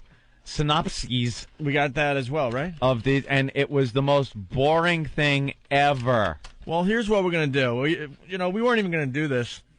We're like, whatever, it's a bit that probably won't work. But then we're all looking at the list, and we're noticing that there's films on here we've all seen. Mm-hmm. So then we decided to have a little competition to see who is the person that has watched the most of these chick flicks. Yep. And I'm saying that Steve C is going to win. Yeah. And then I got a side bet with Anthony. I think Anthony has seen more of these movies than I. And I know there's going to be controversy because I don't agree with one of these. Well, we'll movies. work it out. We'll work it out. Yeah, I Where's hope the rest so. of the guys? Is Ben in on this list? We got to get Steve in here. We told him that to come on in for this, right? Are they awake yet? They're coming in. All right, thank you, Eric. All right. Yeah, I don't agree with one of the selections. I don't agree that it was at all a chick flick. Well, we'll discuss. And I just happen to see it. So, it's adding one to my number, which I don't think should be there because I don't think it's a chick flick. Also, there's another one that we got to get a criteria for if you actually watched it or not. Is it watching a chick flick if it's on in the same room, you were in the room for the duration of the movie, but you were doing something else? You got to be honest. I mean, if you're taking peeks, like you might have a slight interest, then you got to count that film. So it's pretty much if you But if it's in know- the background and you're like, oh, she's watching whatever, and I'm playing Halo or something. Yeah, because that's kind of the situation with one of You these. just got to be honest. I mean, if you've seen enough of the movie, you got to count it. Okay, I'll be honest in that I have no clue what this movie's about. So it was on the whole time I was in the living room, but I was playing Doom. Okay. Did you tally up how many of these movies you've seen? Yeah, I could take one off, though, now. Why? Because we just got the criteria. Well, no. I wasn't watching it. Hold on. We'll talk about it when we get to it. Son of a bitch. Now he's going to try to take it back. That's right. I'm We going to try just to take made it the back. rule, and I just made the rule. And by the rules that we I don't just want to made, be considered more faggy than you. this one, too late. I'm going to fight like a mother effer here. I don't want the title of the person that saw the most chick flicks here, according to I Oprah don't know. Magazine. I remember you talking All when right, you would we'll go get with there. your girlfriend. Here's the deal, because because people like to be in in suspense. Yeah. Let's not do the top 10. All right, let's keep the top 10 out of it. Top 10 out of it for now. Okay. So we'll start with some of these movies. All right. Okay. Steve, you're in here. Ben, let me just see the front page. Did you highlight? X'd off. I think Steve has this one in the bag. Where's the second sheet? Right there. All right, let me see. Well, the question was... Well, get on a mic. Oh, my God, you got Private problems. Pile, get on that microphone. The question I brought up with Anthony earlier was, if you saw a partial film, does it count as... You got to be honest. If you were watching it and you were slightly interested and you got kind of, pulled in a little bit. Well, what's Do you know what the movie's about? Do you know the characters? Do you really know the plot? Okay, yeah, that's based on what you watch, not reading about it. Based on the 5 minutes you see on HBO while you're, No, 5 minutes is 5 minutes passing through the room. Oh my isn't God. It? Okay, 5 minutes doesn't count. If you're sitting for 5 minutes, that means you've taken an interest in the flick. 5 minutes ain't nothing. I'm talking if you're in the same room for 5 minutes. That's nothing. Yeah, 5 minutes is going to swing mine another 11. Look, if he's that got movie, got a lot of question marks on his list. If list. that movie was on, and you're in the room, and you know what's happening during the course of that movie, you watch the movie. So how was Bend It Like Beckman, you faggot? If I see if I know Keira Knightley was in the movie, I know it's about soccer. So if I see 5 minutes of it, I know what movie I'm watching. I'm not really sure what it's about, though. All right, what's the plot of that movie? Couldn't tell you. Come on, don't be shy. I really don't know. I don't know. Then he didn't watch it. You got to be. These have to be movies you watched. All be right. honest. All right. They're movies that you watched. Okay. If your chick has it on in the same room and you're doing battle, playing Counter-Strike, I'm not going to say I watched the movie. I am crossing one off my list. Which one you crossing off your list? The Virgin Suicides. You saw the Virgin Suicides? No, that's just it. My girlfriend was watching. Explain this. Shut up. The Virgin. Look, Norton's just looking at me disgusted. Your girlfriend was watching something, and what were you watching? The belly button of a man as your head went back and forth? Virgin Suicides. Look, it was on. It was on. All right, the movie's on. I was playing Counter-Strike. Okay. The computer's in the living room. That makes it so much cooler. It was. I was kicking ass, taking names. I have no clue what the movie's about. All right. I wasn't watching it. All right. So I'm crossing it off the list and changing What's the movie my about, though? total. What's the movie about? I don't know. I could, and you know something? I would be honest with you. I would tell you. I believe it's about suicide. I don't know. Okay. Maybe it's a figurative title. All right, how are we going to do this? We got to go through some of the ones. There it is. Now that's my new total that I'm not telling anybody yet. All right, why don't we start with you, Anthony? Start with me? You want a total? Well, do we want to do totals right away? Oh, my God, you better have more pink on the second sheet or I'm in trouble.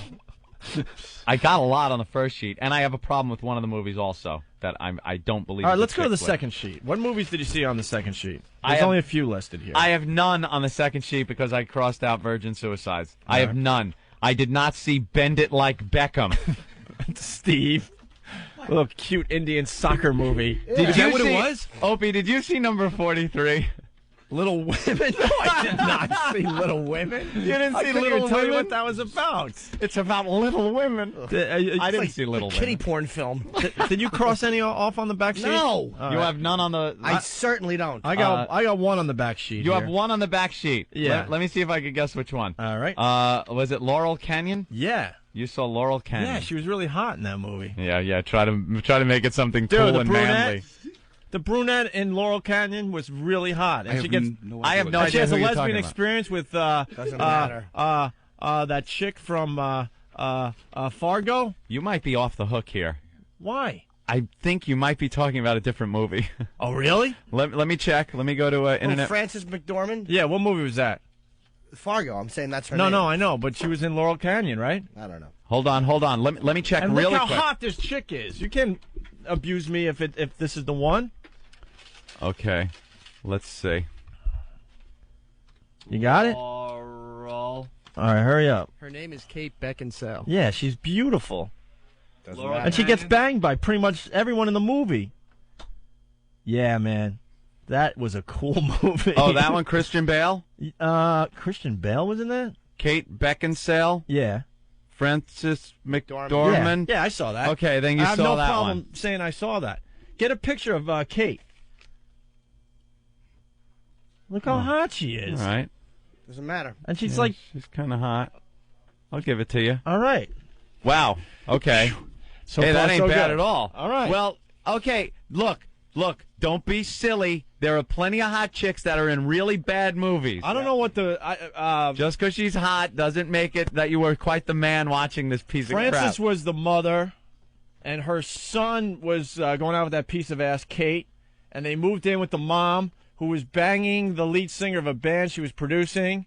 And then Kate is all like bored. Stop it. And the other guy's trying to, her boyfriend's trying to be a doctor and doesn't have enough time for her. So then Kate starts hanging out in the recording studio and in the pool, and there's threesomes going on, and she's banging everybody. There you go. Wow. Thank you. That sounds great. P.S. I am gay. Doesn't matter, dude. It's still a chick. Anyone else have any on the back page they want to admit? No? No, no one else. You're the only back page guy. You take it on the back page.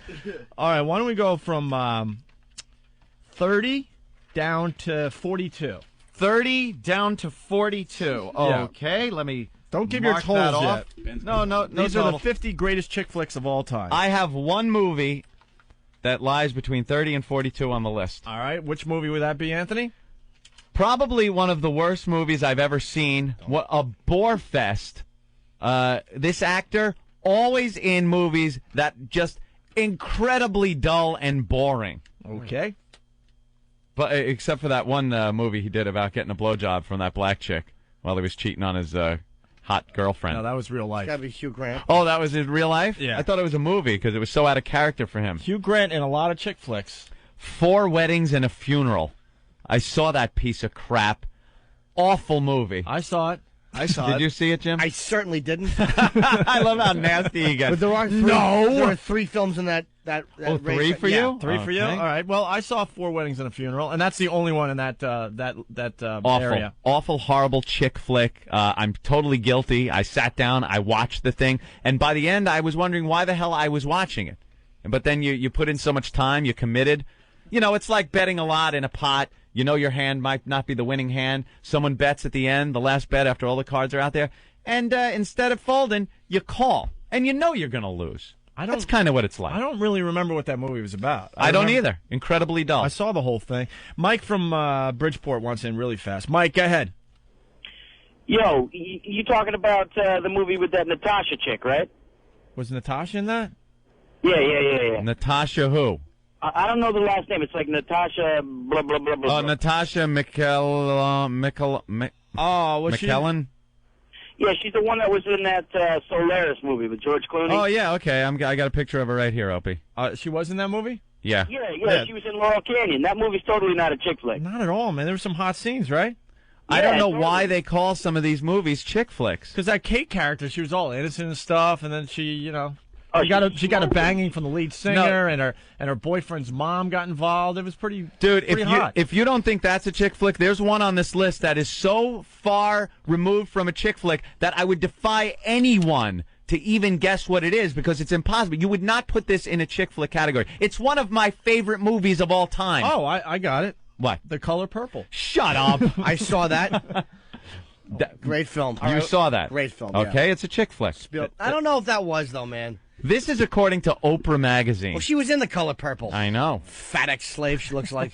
All right, so you saw The Color Purple. Yeah, it was great. What else is on your list in that section? Terms of Endearment. Oh, God! I'll take that to yes. Stop it. That is the most sappy. He says that with women. confidence. Did you have a box of Kleenex with you? I might have cried a little. Yes, so what? I mean, it was Deborah Winger. Obviously, Nicholson won the Oscar for it, one of his 3 as a supporting role, and Shirley MacLaine. What was the movie about there, Jimmy? Deborah Winger. I think Nicholson was an ex-astronaut and a drunk, and he was hooking up with Shirley MacLaine, and Deborah Winger was dying of cancer. It was sad. The daughter dying of cancer gag. Yeah. Oh, what a great movie that is. What an upper. What a movie I just want to tune in and watch. Why do people watch those? I like a good sad film sometimes. Oh, stop it. Your life is a sad film. It really is. Why would you want to watch that? But you enjoyed Terms of Endearment. I did enjoy it very much. What else is on your list?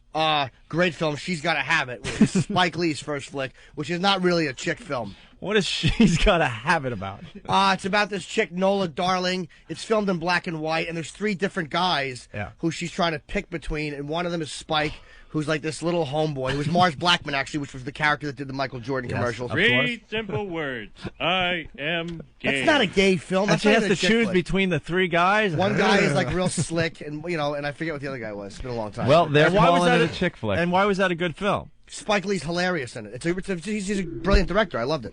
All right. And They're calling it a chick flick. No, it's not. Is there a third? Yeah, I gave them to you. Color Purple, Terms of Endearment, She's Gotta Have It. You weren't joking I about didn't Color see Purple. No, it was Okay. Oscar winner. Opie? Steve or Ben? Ben? Between 30 and 42? Just 4 weddings and a funeral. Oh, he saw I didn't that. really think that was that bad, if I remember correctly. I don't even remember what It it was about. a snooze fest. I couldn't even stay awake. It was awful. All That's the right. only one I And saw. Steve? A lot of segments, but not whole movies. Just now. what? All right. look at What him. segments did you see? What segments? Yeah. Smooth Talk, She's Gotta Have It, 4 Weddings and a Funeral, and The Color Purple. You do understand that if you lick the helmet and the balls, it's still technically just suck the dick. Well, that's why I was asking. I only licked 2 sections of it. I didn't actually pop the whole thing into my mouth. What is Smooth Talk about? I think it's a Dolly Parton. She's a talk show host. But that's about all I know about it. Yeah, awful. Oh, wait. I never saw it. I think that's about all I know No, about that's it. not it. Was James Wood in that? I don't know. Please. Who's Wait, James Wood? What movie wait, you no, talking? I think Smooth I Talk? think. I mean, what?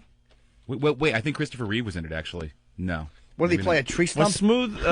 She was like a talk show. No, wait, no, that's Straight Hostess? Talk. That's No, Straight Talk. this is I'm wrong. Treat Williams and Laura Dern. I'm wrong. Okay, cross that one. And Mary Kay Place from 1985. All right, I dodged that bullet, man. Nope, didn't get that You one. didn't see that one then? No. Smooth Talk? Nope. Okay. Treat Williams and Laura Dern. All right. From 20 to 30. Let's look now. We'll start with Anthony. How many of those 20 movies have you seen? 50 I have greatest seen chick flicks of all time. one movie in this category. Oh my God, I'm going to get killed in this. Well, don't worry. I step it up real hard and heavy on the upper part of this list. All right. Which are the the big ones. The big ones. I saw. This is a biggie. You know what happened? And I'll tell you why I saw this. I saw this movie recently, very recently, and it came out a while ago. Mhm. I don't even know what year it was, but it's a few years old. I saw it thinking it was another movie. I confused the name of this, Bull Durham, with the movie, if you remember, Major League. Remember the comedy Major League? Uh-huh. I turned on Bull Durham thinking it was Major League. And I'm watching, and then I realized it's not funny, and it's a chick flick. So I accidentally saw Bull Durham. I love Major League. It's funny. What tipped you off that an hour into it you didn't see Bob Euchre? Yeah, I was waiting for the uke, and they never came about. And then my penis shriveled up to nothing, and I realized I was watching a chick flick. That was the only one in that section, huh? Only one. Oh, boy. All right, it's to me. Opie's got a few. Let me pick them for you. I did see Bull Durham. I know you saw Bull Durham. You I think a probably lot saw. of guys have seen Bull Durham. Yeah. Here's one I am so proud I never saw because I know everyone saw it. Pretty Woman. Opie, yeah, Ben, Steve, Jimmy. I have not seen Pretty Woman, and I'm damn proud of it. Never saw it. I don't feel ashamed of that. For me, it was more research. Oh yeah, sure. It was so accurate. Yeah. Well, I saw Pretty Woman. You saw Pretty Woman? Yeah. Let me think what else. How many did you have in this category? 3. 3, Bull Durham, Pretty Woman. Let me think. Opie, did you see Pat and Mike? No, I didn't see Pat No? and Mike. Okay. What the hell is Pat and Mike about? I don't know. Sounds like a real chick flick, though. How about The Lady Eve? Did you see that one? The Lady Eve. No. No? Nope. Which one was it? It Which wasn't one's Breakfast your third at one? Tiffany's. No. Oh, Breakfast at Tiffany's. No. No? It wasn't Something's Gotta Give. What did you see? I want to hear you say it. What? What? Come on, what? What? Bridget Jones's Diary.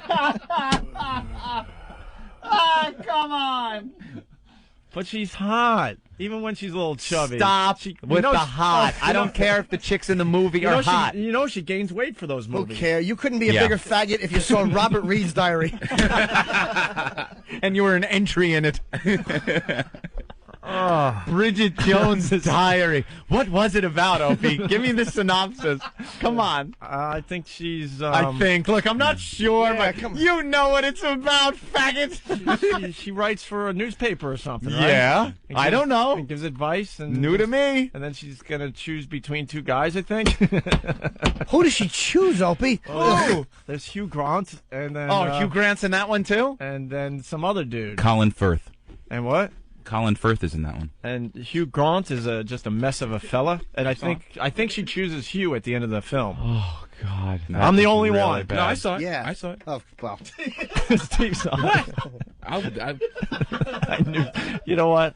As bad as this is for me, I guarantee you're going to win this thing. Here it is. I don't think a so. British woman is determined to improve herself while she looks for love in a year in which she keeps a personal diary. Why did you see that? You two couldn't be bigger homos if you got under the covers and watched First Wives Clubs, you fucking pansies. Why did you see that? It was the thing to do at the time. Sometimes. Were you alone watching it? No. Oh, okay. No. I mean, you're with a girl. Yeah, of course. All right. There are times you Just making sure. You watch movies together. Personal diary. As a New Year's resolution, Bridget decides to take control of her life, starting by keeping a diary in which she always tells the complete truth. The fireworks begin when her charming, though disreputable boss, Hugh Grant, takes an interest in the quirky Miss Jones, and the ups and downs of their ill-fated relationship prove hilarious and touching at once. Yeah. Oh, God. Someone's got info on Smooth Talk. Dude, that is the worst movie I've ever read about. They're making a new one. It's going to be coming out soon, I believe. Bridget Jones' Diary 2? I think so, yeah. No, it's not 2. What is it called, Steve? Oh, yes. I think it's called Bridget Jones' Diary, Leave Your Balls at the Door. I think it's called The Edge of Reason or something like that. Can you get advance tickets at the Gay Men's Health Crisis Center? Will in South Carolina. What's up, Will? Hey, what's up, guys? Just want to call and commend you on your show. I've been here since day one, and it's definitely gaining some momentum. Norton, you don't need to give that bozo any time of day, man. You're awesome, brother. Thank you, but we have to let those calls through, sir. It's only fair. All right. So you have info on Smooth Talk? Yeah, Smooth Talk, Laura Dern. It's pretty cool, guys. It's actually a guy flick. If they show Laura getting banged at the end, Norton would be right up your alley, dude. She's a teenage girl. Parents leave for the day. Some slick guy stumbles upon her at her house. They're hanging out all day, and it's basically about him talking her out of her panties. And at the end, she gets fucked at the end, and her parents come home, and there's a little drop of semen at the corner of her mouth. So you have to look closely for that. Ooh. Come on. And this is a chick flick? Do what? It could be a chick flick. Don't let sex scenes, even some action, don't let it sway you, because a chick flick is you know when you're watching a chick flick. So in this section, Anthony saw Bull Durham, I saw Bull Durham, Pretty Woman, and Bridget Jones' Diary. Bridget Jones' Diary. 18 T cells and under, get in for free. Oh, that's funny. If you're over 17, you have to be accompanied by an out homosexual. For me, I saw Bull Durham and Pretty Woman. All right. And I liked Pretty Woman. I gotta be Ben? honest. Same as Jim. Same? Okay. And Steve, to you? Jesus. Which 8 did you see? I saw 4. 8 out of the 10. 4. I saw Bull Durham, Pretty Woman, Bridget Jones' Diary, and Something's Gotta Give. Something's Gotta Give. And what gave? Your desire for vagina? What is Something's Gotta Give about? That was Nicholson. Nicholson's last movie, the one with Diane Keaton. Oh, crap. Oh, God. Is that the one where they look at each other naked? Yes, wait a minute. That's exactly Opie. which one that is. Opie's raising his hand. Yeah. Add another one to the list, my friend. Damn it. I didn't know that was the name of that movie. Yeah. Take out your pink highlighter and highlight it. I took my niece in Florida, though. I don't care. You saw the movie. We had to see a movie that she could, You want to talk about circumstances? I could be down to 2. I forgot about that. Keanu Reeves. Yep. Frances McDormand. Oh, boy. And what's her name? You better look Naked. that list over, Pally. I'm in trouble now. Wait, I got to fix my total. Oh, no. Yep. I got 4 in that category. That movie. Jack was kind of funny in that movie. I personally like that movie. Oh, it looked awful. You know, because it's I love Jack. Yeah, I was going to say. It's so believable, though, that Jack would, blow off, the hot piece of young ass for the old hag. Exactly. Right. Of course. That's, give the wrong message to the women out there. Yeah. All right. Oh, brother, I have 4 in that section. You're beautiful. Even when you're at a certain age, you're still attractive. You're not, you fucking meatbags. Are we taking 11 through 19 now? Yeah, let's go 11 through 19. All right. And then we'll finally get to the top 10 of this exciting bit. This segment, I have a big problem with one of the movies that I've seen. I have 3 in here that I've seen. Okay. In 11 through 19. One of which I am totally disputing. It is not a chick flick. It isn't. It's one of my favorite movies. And I don't care if it's a woman-empowered movie, because that's why they're giving it the chick flick label. You don't even have to sell this. I'm with you, and I think everyone in the We've room all is with seen you. Exactly. Everybody's We've seen all it. seen it, so it's going to be one for all of us. Doesn't matter. Right. Okay. It's Aliens. Aliens. Aliens has made the 50 greatest chick flicks of all Chick time. flick? Yeah. We're doomed, man. How about we do this section a little Why don't you put her in charge? How about we do this section a little differently? You raise your hand if you've seen the movie. I'll read them off, okay? In 11th place. No, we'll go 19th place, okay? How about a here or an I? No, just raise your how about hand. It's got to be audible. It's got to be audible. All right. 19th place, The Shop Around the Corner. All right. No. 18, The Black Narcissus. All right. 17, this sounds like it could be a cool movie. Maybe we should look this one up. What? Girl Fight. No one All saw right. Girl Fight? Okay. 16. Oh, I think we're going to see some hands here. What's love got to do with it? Of course. Yeah. It's a great flick. Not a chick flick. Stop it. It is a chick flick. Ike Turner beats her and rapes her on console. That's a chick flick I can That's get into. half the plot of every Lifetime movie. That was And then a the great woman film. gets empowered. No, he beats her with a boot in the back of a limo. Oh, he's great. Wait, what's... I haven't. Ike Turner. Yeah. And Tina Turner. Ike and Tina Turner. Raise your hand, Opie. No, I didn't see No, that. That's a I great didn't see it flick. either. I did not see Did he that. win the Oscar for that? He didn't. Fishburne. Yeah, I did. I think No, he did. Fishburne didn't win. I thought he should have, right? No. All right. Yeah. Interesting. Let's move on. 15th place. Oh boy. Here we go. Let's go to 13th place. No, 15th. Oh, come on. Thelma and Louise. Yeah. Yeah, saw that one. Ben? Yes, I saw it. I didn't see Alien though. How about his abs, everyone? You look good in the cowboy hat. Wow. Ugh. Total chick flick. All right. I don't care. And there's a lot of action, a lot of gunfire, a lot of killing in that one, right? Yep. Stop it. Right off the cliff at the end. There was a lot of gunfire, right? And explosions. sure, and cars sure. going over the cliff. So you'd love to see Susan Sarandon do in real life. It's a cool movie, right, guys? Right? Yeah, sure. 14th place is Aliens. We've all seen that, except for Ben. Yeah, I never saw it. You never saw the second one? No, I never saw It's a it. good one. All right. 13th place, 50 greatest chick flicks of all time. I saw it. I'd see that. Alice doesn't live here anymore. You saw Alice Doesn't Live Here anymore? Now I'll tell you why. Scorsese, I would see that. That movie came out many years ago, and I'll tell you, it was probably a time where it's a Marty movie though. Marty. Yeah. What? Marty Scorsese. Oh, Marty Scorsese. Yeah. It came out many years ago, like when movies were on regular television, and that's when I saw it. When I was a kid, there's nothing else to watch, but it's on the list. What is and it I about, saw though? it. I have no clue. I couldn't even tell you what it's about, but I know I saw it many years ago. Anyone else? No, I never saw it. Oh my God. Steve, I you think got a that- lot of question marks. You're going to Yeah, have to well, bring we- up some of these question marks. Of course. Because I I'm think not- the I'm not TV listening. series Alice No, I was had a lot of based question on it marks. loosely or something, wasn't it? Did we? I don't know. Yeah, I think it was. Is there Might a have few been. question marks that we have to discuss? Linda Not on that Move on. one. Firecracker. Not on that one. In the previous ones, there were a lot of question marks. But in the top 16, there were no question marks. Oh, wait. In the previous list, It was one called Born Yesterday that I think I might have seen 5 or 10 minutes of. what was it about? Couldn't tell you.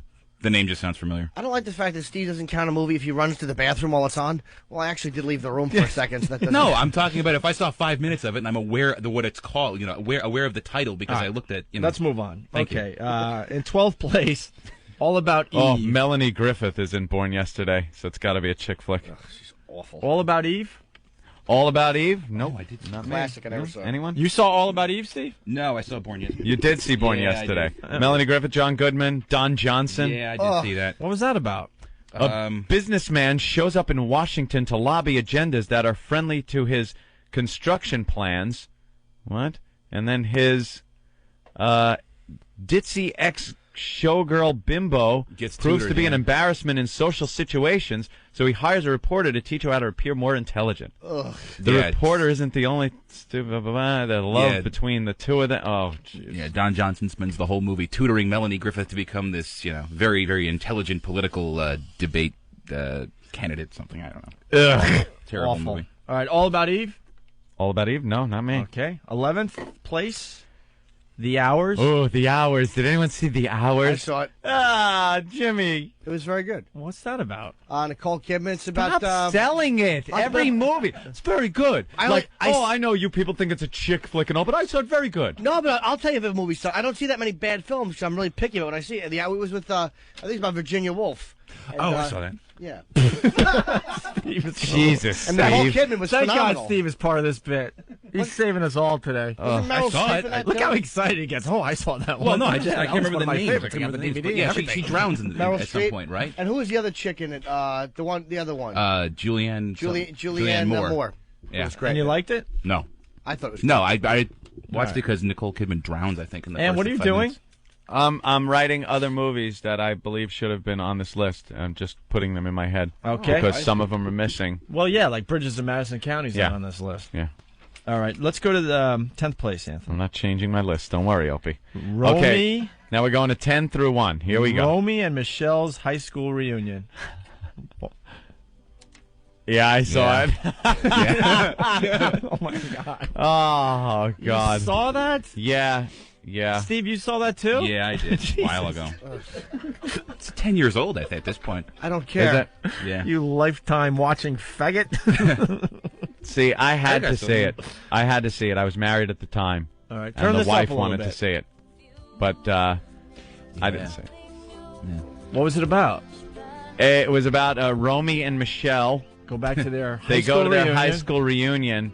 I think they had. Let me get the synopsis here, Opie. Mira Sorvino and Lisa Kudrow. Yeah. All right. Yeah. 2 women. Jesus, dude, you know the art director. No, I know the 2 main characters. That's a far cry from art director. Jesus. Romy and Michelle have been through it all, including being tortured by the popular crowd when in high school. When they receive word of a 10-year reunion, they come to realize their lives aren't as impressive as they'd like them to be. Instead of staying home, they go to the reunion with business outfits, cell phones, and one heck of a bogus success story. And there you go. Mira Sorvino and Lisa Kudrow, 1997. Steve, do you give it a thumbs up? No, not at all. Does one of them pretend that she's the head of the bus company, and the other one says she owns her own sanitation business? I got offices in Akron. Okay, Romy. All right, 9th place, 50 greatest chick flicks of all time. Hello, Michelle. Trying to find out who has the most on this list. 15 minutes to Monahan. 9th place is a movie called... By the way, if I see one hand go up for this flick, I'm chopping it off. Oh, boy. Well, let's go on to number 7, then. The Truth About Cats and Dogs. Oh, boy. Yeah. I'm into. Yeah. I See? saw this Thank you. stupid movie I'm with not alone in this. Janine Garofalo. You guys, I'm into. Yeah. Yeah. I saw it. You saw it too? Uma Thurman, Janine Garofalo. Uma was hot in that movie. Stop. Don't even try. Don't even try. What was Janine Garofalo's role in that again? Was she another like radio person? She was a radio host of She played the unattractive, dykey-looking girl. Yeah. Oh, yeah. The part she plays in every movie? Yeah. That one. A successful veterinarian and radio show host with low self-esteem asks her model friend to impersonate her when a handsome man wants to see her. Oh, yeah. Yeah, remember? It was like the Steve Martin movie. There. Yeah, the whole Cyrano de Bergerac thing only reversed. Roxanne, that was Steve Yeah. Martin. Yeah. That was funny. That was funny. That should be on here. Yeah. And, well, you forgot this part. Janine Garofalo plays Dr. Abby Barnes, the Truth About Cats and Dogs radio question and answer show host who unwittingly entices a listener over the radio with her soothing voice and personality. I heard she does a Tony Danza impression and says, "Take it in the ass." Yeah. Some girl? No? All right, well, I got that one. Steve's got that one. And, I got that one, too. And Anthony. Okay. Keep going up the list, because Eighth I can place? tell you right now, I'm out for the rest of this game. Why? You said you had a lot in the top 10. I said I had a lot in the top 10, top 20. Oh, okay. Eighth place. I'm done. Desperately Seeking Susan. Yeah. Yeah. Oh, wait a minute. I did see that one. Yeah. Who didn't back then? Me. That was Madonna, You right? didn't see it? Why would I? When it came out? Absolutely not. Madonna with the hairy armpits, right? Yeah. Yeah, that was hot. It wasn't hot. Maybe if you weren't under a patio sucking another boy's penis. All right, that may have taken a... You would have seen some of these movies. All right. Jesus, get a hold of Desperately yourself. Seeking Monster Rain. All right. In seventh place. Now I'm done. Yeah. Damn. Seventh place, Stupid Julia. Madonna. Julia? What the hell is Julia about? Well, how are some movies not on this list? How is Aliens on this and Chocolat is not? Oh, yeah. Chocolat. Chocolat. Where's Fried Green Tomatoes? Where's Titanic? Titanic is a complete chick flick. You're right. All right. The Accused. Julia is a movie. Oh. Julia is a movie that centers on Lillian's relationship with her lifelong friend, Julia. It's a relationship that goes beyond mere acquaintance and one for which the word love seems appropriate. While Julia attends the university in Vienna, studying with such luminaries as Sigmund Freud and Albert Einstein, Lillian suffers through revisions of her play with her mentor and sometimes lover, Dashiell Hammett, at a New England beach house. Ugh. God, does that sound horrid. After becoming a celebrated playwright, Lillian is invited to a writers' conference in Russia. Julia, having taken up the battle against fascism, I know, enlists Lillian en route to smuggle. I'm falling asleep here. It's to smuggle money through Nazi Germany, which will assist in the anti-cause. It's a dangerous mission, especially for a Jewish intellectual on her way to communist Russia. Oh, God. During a brief meeting with Julia stop, on this please. trip, Lillian learns that Julia has had a child which is called Lily shortly after returning to the States. Lillian is informed of Julia's murder. The details of her death are shrouded in secrecy. Lillian sadly travels to England to search for her namesake, the child she had promised Oh, my God, Julia to care stop. for. I can't take anymore. All right. In sixth place, The Women. Nope. The No. Women? Anyone? Bueller? No? What is The Women about? No? All right. Not a move on. clue. Okay. Fifth place, All right. The English Patient. I saw that. You saw The English Patient, Jimmy? All right, you're gonna sell it now? I don't remember. I don't think I liked it. I thought it was boring. I saw it after on Of course the it was Oscar. boring. I believe it was very boring. Who was in that? Ray Fiennes. Oh, yeah. Rafe. Willem Dafoe. Was Willem in that? That's what it says. If William Juliet. Dafoe's in the movie, it can't be a chick flick. Oh, of course not. Yeah. Colin Firth. And Steve, English Patient? Nope. Nope. You piece of shit. At the close of World War II, a young nurse tends to a badly burned plane crash victim. His past is shown in flashbacks, revealing an involvement in a fateful love affair. I remember when this movie was being, the trailers were on television, and they showed like World War II footage, like it was going to be an action World War II movie. So at first I'm like, oh, what? What? And then I found out what it was about. It's like a plane and crash never in the desert or something. saw it. Right? Never saw it. Now, right. this is on your list, Opie. No, I did not see now, it. Here's another controversy. I did not see The English Patient. you saw The English Patient because I remember you talking about it. You said you and Sandy went to see it. It was the most boring, awful chick flick movie you ever saw. I did not see The English Patient. I'm telling But you. I know you did. She had the DVD. I might have been on the couch and took a peek. You saw it in the movies. I don't. We did a break on it at NEW. You find us. You find a break where we're talking about Infinity me. owns the tapes. How am I supposed to? Thank God. I honestly don't remember. I seeing sure the English hope Patient. it's not between one number. No, between Steve's us got here. us beat. This is ridiculous. But we have a side bet between the two of us. Oh yeah, for $20. Okay, fourth place, The French Lieutenant's Woman. Anyone? What is that Anyone? about? Here, I don't know. the synopsis. Sure. Oh, it's over there? Yeah, just go to number 4. The French Lieutenant's Woman. A film is being made of a story set in 19th century England about Charles, a biologist who's engaged to be married, but who falls in love with outcast Sarah, whose melancholy makes her leave him after a short but passionate affair. Anna and Mike, who play the characters of Sarah and Charles, go, during the shooting of the film, through a relationship that runs parallel to their characters.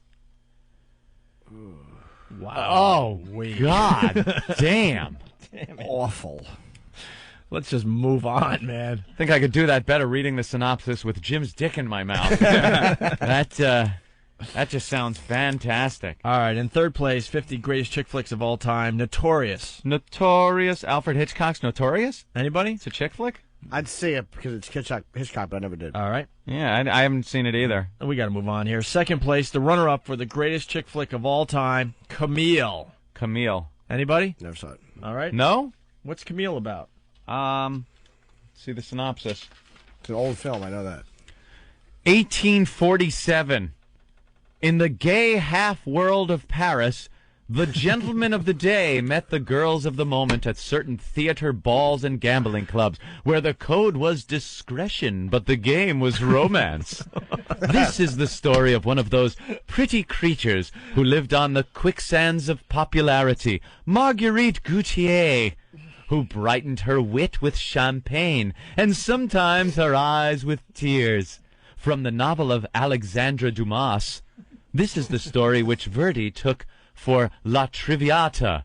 The Marguerite is a courtesan in Paris. She falls deeply in love with a young man of promise.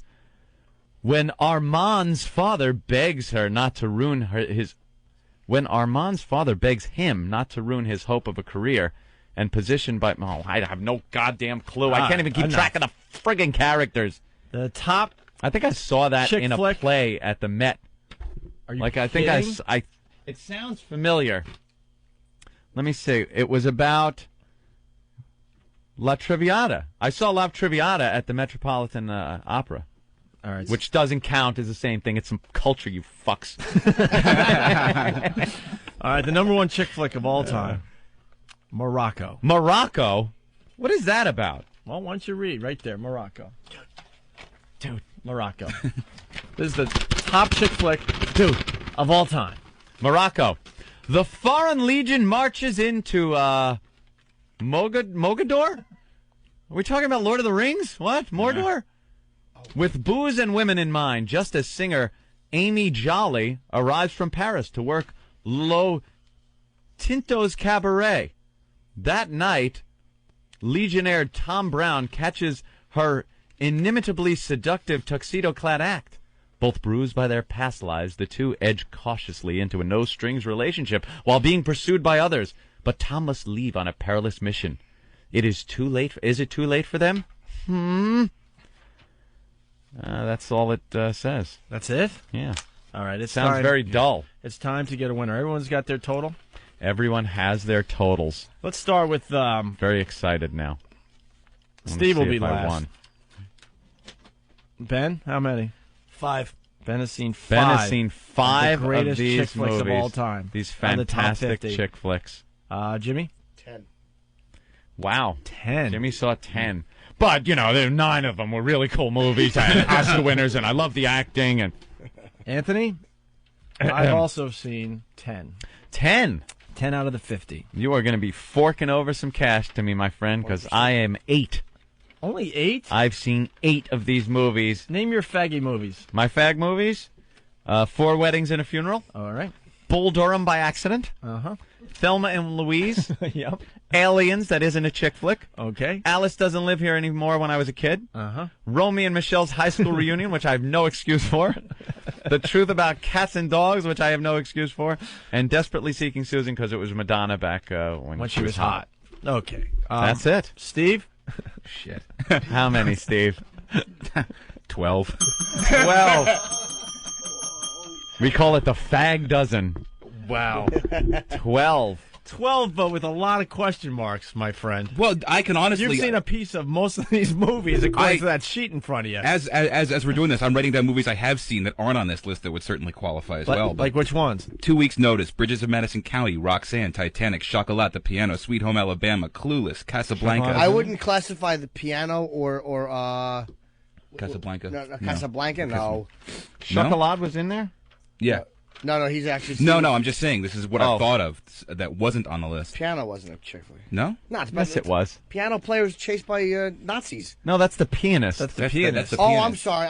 No, piano is the piano. That was a pretty cool flick. I didn't see the Keitel one. The pianist? Yeah, that was pretty good. I like that one where he had to because he didn't. It was a good one. Titanic's not a chick flick. He couldn't play. Titanic is a chick flick disguised as an Irwin Allen disaster movie. Yeah, you know. Of course, the chick flick. But it's got enough action in it that it was holding a male audience. That's why it did so well. But it's a chick flick. Sometimes you'd get into a movie and go, oh, my God, it's a chick flick. I was watching a Western once. I can't remember the name. But I'm watching and waiting for, a lot of good Western action. And I was like, oh, my God. I looked around like, I fell in. I'm in a chick flick. How did it happen? All right, they're getting nervous in the booth because we got to take all our breaks today. Oh. So, Steve, congratulations. Thank you. Steve, the biggest chick flick watcher here on our program. Evidently, I really didn't think it was going to be that bad. You have a lot of question marks, though, too. But all right. Hey, I'll freely we'll admit play, it. what do we learn next? Commune with nature. And Opie and Anthony. The Opie and Anthony Show. Feel the love. I've got stupid in stereo. The Opie and Anthony Show. Hello. Not a place called Vertigo. It's everything I wish I didn't know. Except you. Give me something I can feel.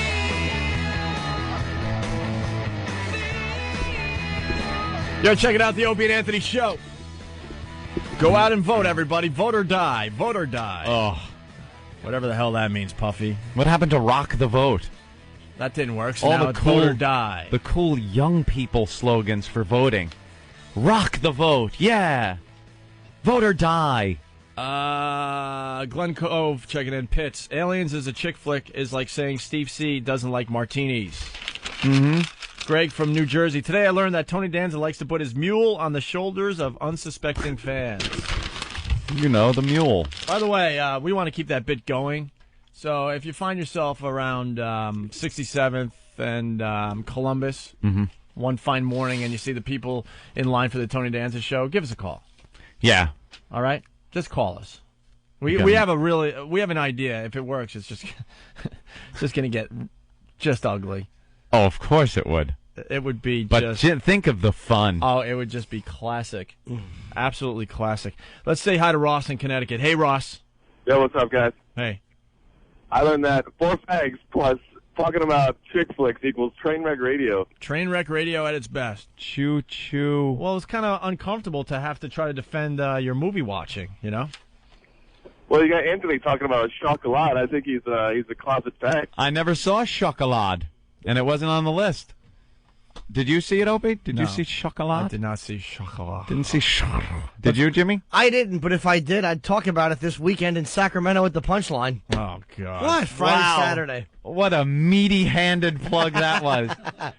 Oh, that was some heavy lifting you just did. Hey, who's this? You, from South Carolina. Who are you? Hello.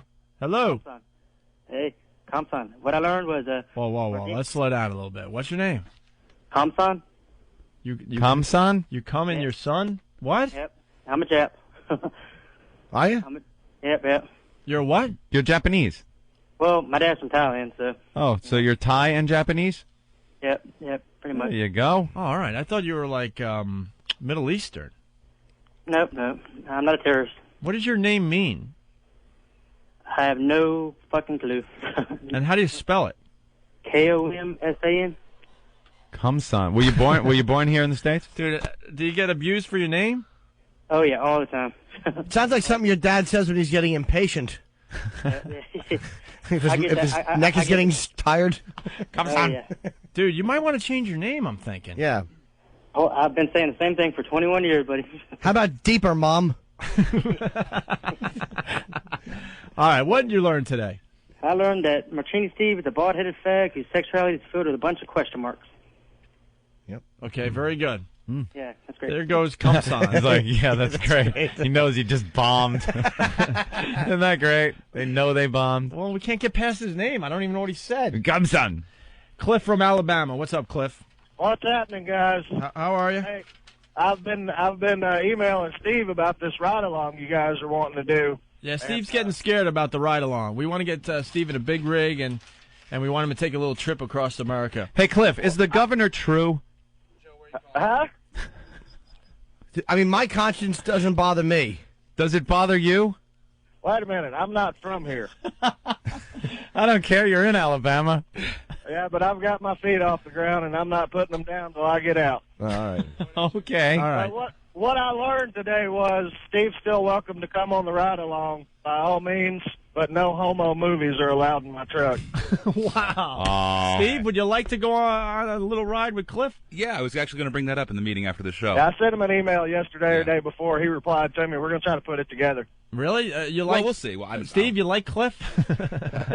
Hey, Cliff, did he ask you to send a picture? Does he want to see my picture? Why did you pick Cliff there, Steve? I didn't pick Cliff. What was it about Cliff that... Can we stop this? He just seems like a nice man to go across country with. Can I get out of the barrel now? I'll have to. Oh, yeah. That'll be Look great. how you showed up to work today. What? Shaving My your head was shaved. Jesus. What? Your head is shaved. You have a flame hat on. Hat with flames on it. I've worn the hat. And you won our fag contest, and you won out of the bucket. Jeez, he did. All right. Well, thank you, Cliff. We'll work Yes, out sir. the details, okay? Okay, man. Bye. Y'all have a good one. All right. Let's say hi to Joe in Utah. Hey, Joe. Hey, how's it going? Good. Hey, I learned today that if you piss off Jim Norton in the morning, you get eaten up and shit out on a microwavable plate. Rock on, Jim. I don't know if you can ever top that one. Thank you, mister. All right. Very good. Jim was very angry today. Al Mack from Clifton. I learned today going to a photo shoot is much more gooder than going to sell batteries. Very nice. Let's say hi to Rob on Long Island. Rob, what's up? Hey, man. How you doing, guys? Pretty good. Hi. Okay. I learned that if you lick the shaft and you lick the balls, you're still sucking dick. Wow. Oh, wait. And I also learned another thing. I learned that you guys are a bunch of pill-biting faggots. You guys suck. Bye, sir. All right. Pillow-biting faggots. Let's say hi to Wade in New Hampshire. Wade? Oh, hey, what's up, dudes? That's my deal, Wade. Is it? Norton, you're the best, man. Oh, Thanks, those are Wade. some sweet numbers, eh? Come on, Wade. That's my deal. Oh, come on. I learned today that Raquel's ass looks like she was just sitting on a gravel driveway. Nice. Yep. And she's a bitch. Well, goes without saying, sir. Nice. Thank you. I still kind of like Raquel. Well, love you, Norton. Love you too, fella. Bullet.com. Bye, mister. Bye. Booch from Philly has learned that there will be 2 empty seats in the VIP section at the Tony Danza show today. That was very funny. Also, Tony Danza's cock has a SAG card. You learn that? Mm-hmm. Okay, let's say hi to Doug in Boston. Hey, Doug. What's up, gentlemen? So is Kerry going to pull it out or what? I don't fucking care. There you go. I don't want him there. I'd rather have Bush. And then again, I like Bush anyways. Oh, But, yo. Hey, you know. That old gag. Hey, little Jimmy. Hi, fella. All right, what do you got? I learned today that your sponsors are on a payment plan. This week they paid for the airtime, and next week they pay for the audio. Yeah, I know. A little dead air. Very Nice good. dead air. Hey, are you done partying yet? Yeah, I didn't party hard. It was more the Yankees win was better. Yeah, that's what all you guys from Boston are saying, that the Yankees win kind of took away from the World Series win. Yeah, the series It was like the is great Yankees. thing, but it was kind of a Beating the letdown. Yankees was like the big thing. Oh. That was Yeah, your yeah. World Series, and then winning the World Series is just kind of All right. Well, thanks, Doug. All right, man. Go Sox. John in Connecticut. Hey. Hey, I learned that the reason Bill's dead is because some trucker was trying to figure out a rhyme for break. Did you stump us today? We didn't even do the Bills dead or anything. Wow. I don't know. Maybe someone out there is getting it. I don't know. Congratulations. Your call was a fine rhyme for pink. Hey, this is Straight Marco. Yeah. Hey. Hey, I want to ask Cliff the truck driver if he's ever been to Brooklyn and if he's ever shot 2 Colombian drug dealers. Wow, that's going back a ways. Eddie the murderer, right? Oh, fucking, hey, Norton. Please. Wow, he really thought that was going to work. He was all excited. Oh, wait, like I'm supposed to... He had to think up some setup to get on the air. So he did that. And then he was like, oh, Norton. Waiting for Norton to say, yes, sir, so he could hang up on you. Doesn't work. You're impervious. Not going to happen. All right, I think we're out of here. Wait. Are we? Yeah, I think we should leave. Oh, jumping Yemeni. Are any of the election results in yet? We already announced Bush is the winner. Yes, we did. We announced it at the beginning of our show today. With all the research that we did, Do you want to just we go with were it? the first show to announce that Well, I want to play the Bush AIDS is the song. winner. Okay. Oh, right. And then you guys could take it from here? Mm-hmm. You could figure it out? Yep, go ahead. It'll never work. Sticker stops. I threw all that stuff out. Why, Opie? There's sticker stops going on today, Steve? Yeah, tomorrow in Farmingdale at Peekaboo Adult Mega Store on Route 110, All 7 right. a.m. Yeah, our listeners are doing their own WOW sticker stops at this point, right? Mm-hmm. Cool. So if you're Earn in Washington is going to be out and about. Earn? Earn's going to make his debut. Earn. Big Nice. Earn, yeah. Earn rocks. So if you're in a booth and somebody puts their mule through the hole in the wall, just put a sticker on it. All right. Well, we'll see you guys tomorrow for Whip 'em Out Wednesday. I didn't see Chocolat. That was Rick. People are trying to say I saw it. No, you did not see that. No. I'll stick up for you there, Thank you. okay? Go see Team America so we can talk about it. Chick flick. Team America? Puppet sex, bro. Puppet chick flick. Puppet sex. Hilarious. Yeah, I will see that. And Hollywood stinks because they made they made him cut that scene in half, I heard. They're loving the It's fact one that of they the funniest cut it, freaking though. scenes I've ever seen in a Because now movie. everyone- Right, Ben? Yeah. Everyone's going to get the blowjob DVD. scene's hilarious. Yeah. Everyone's going to get the DVD, though. All right. Well, from Team America. Not going to be edited. Here's the AIDS song, and we'll see you guys tomorrow.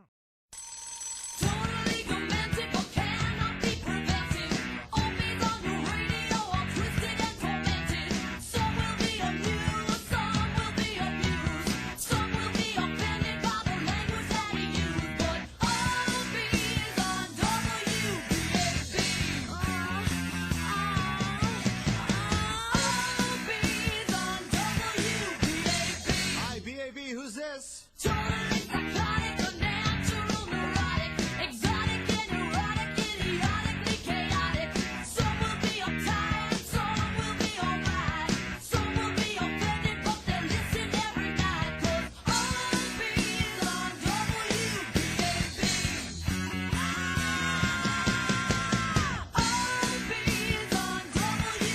Sorry, this is 7-Eleven. No one can help you.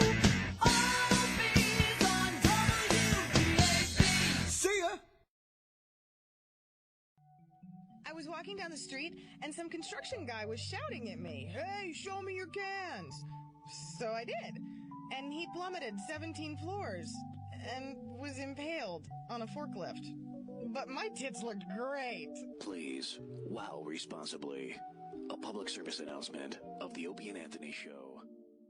It's the O&A virus.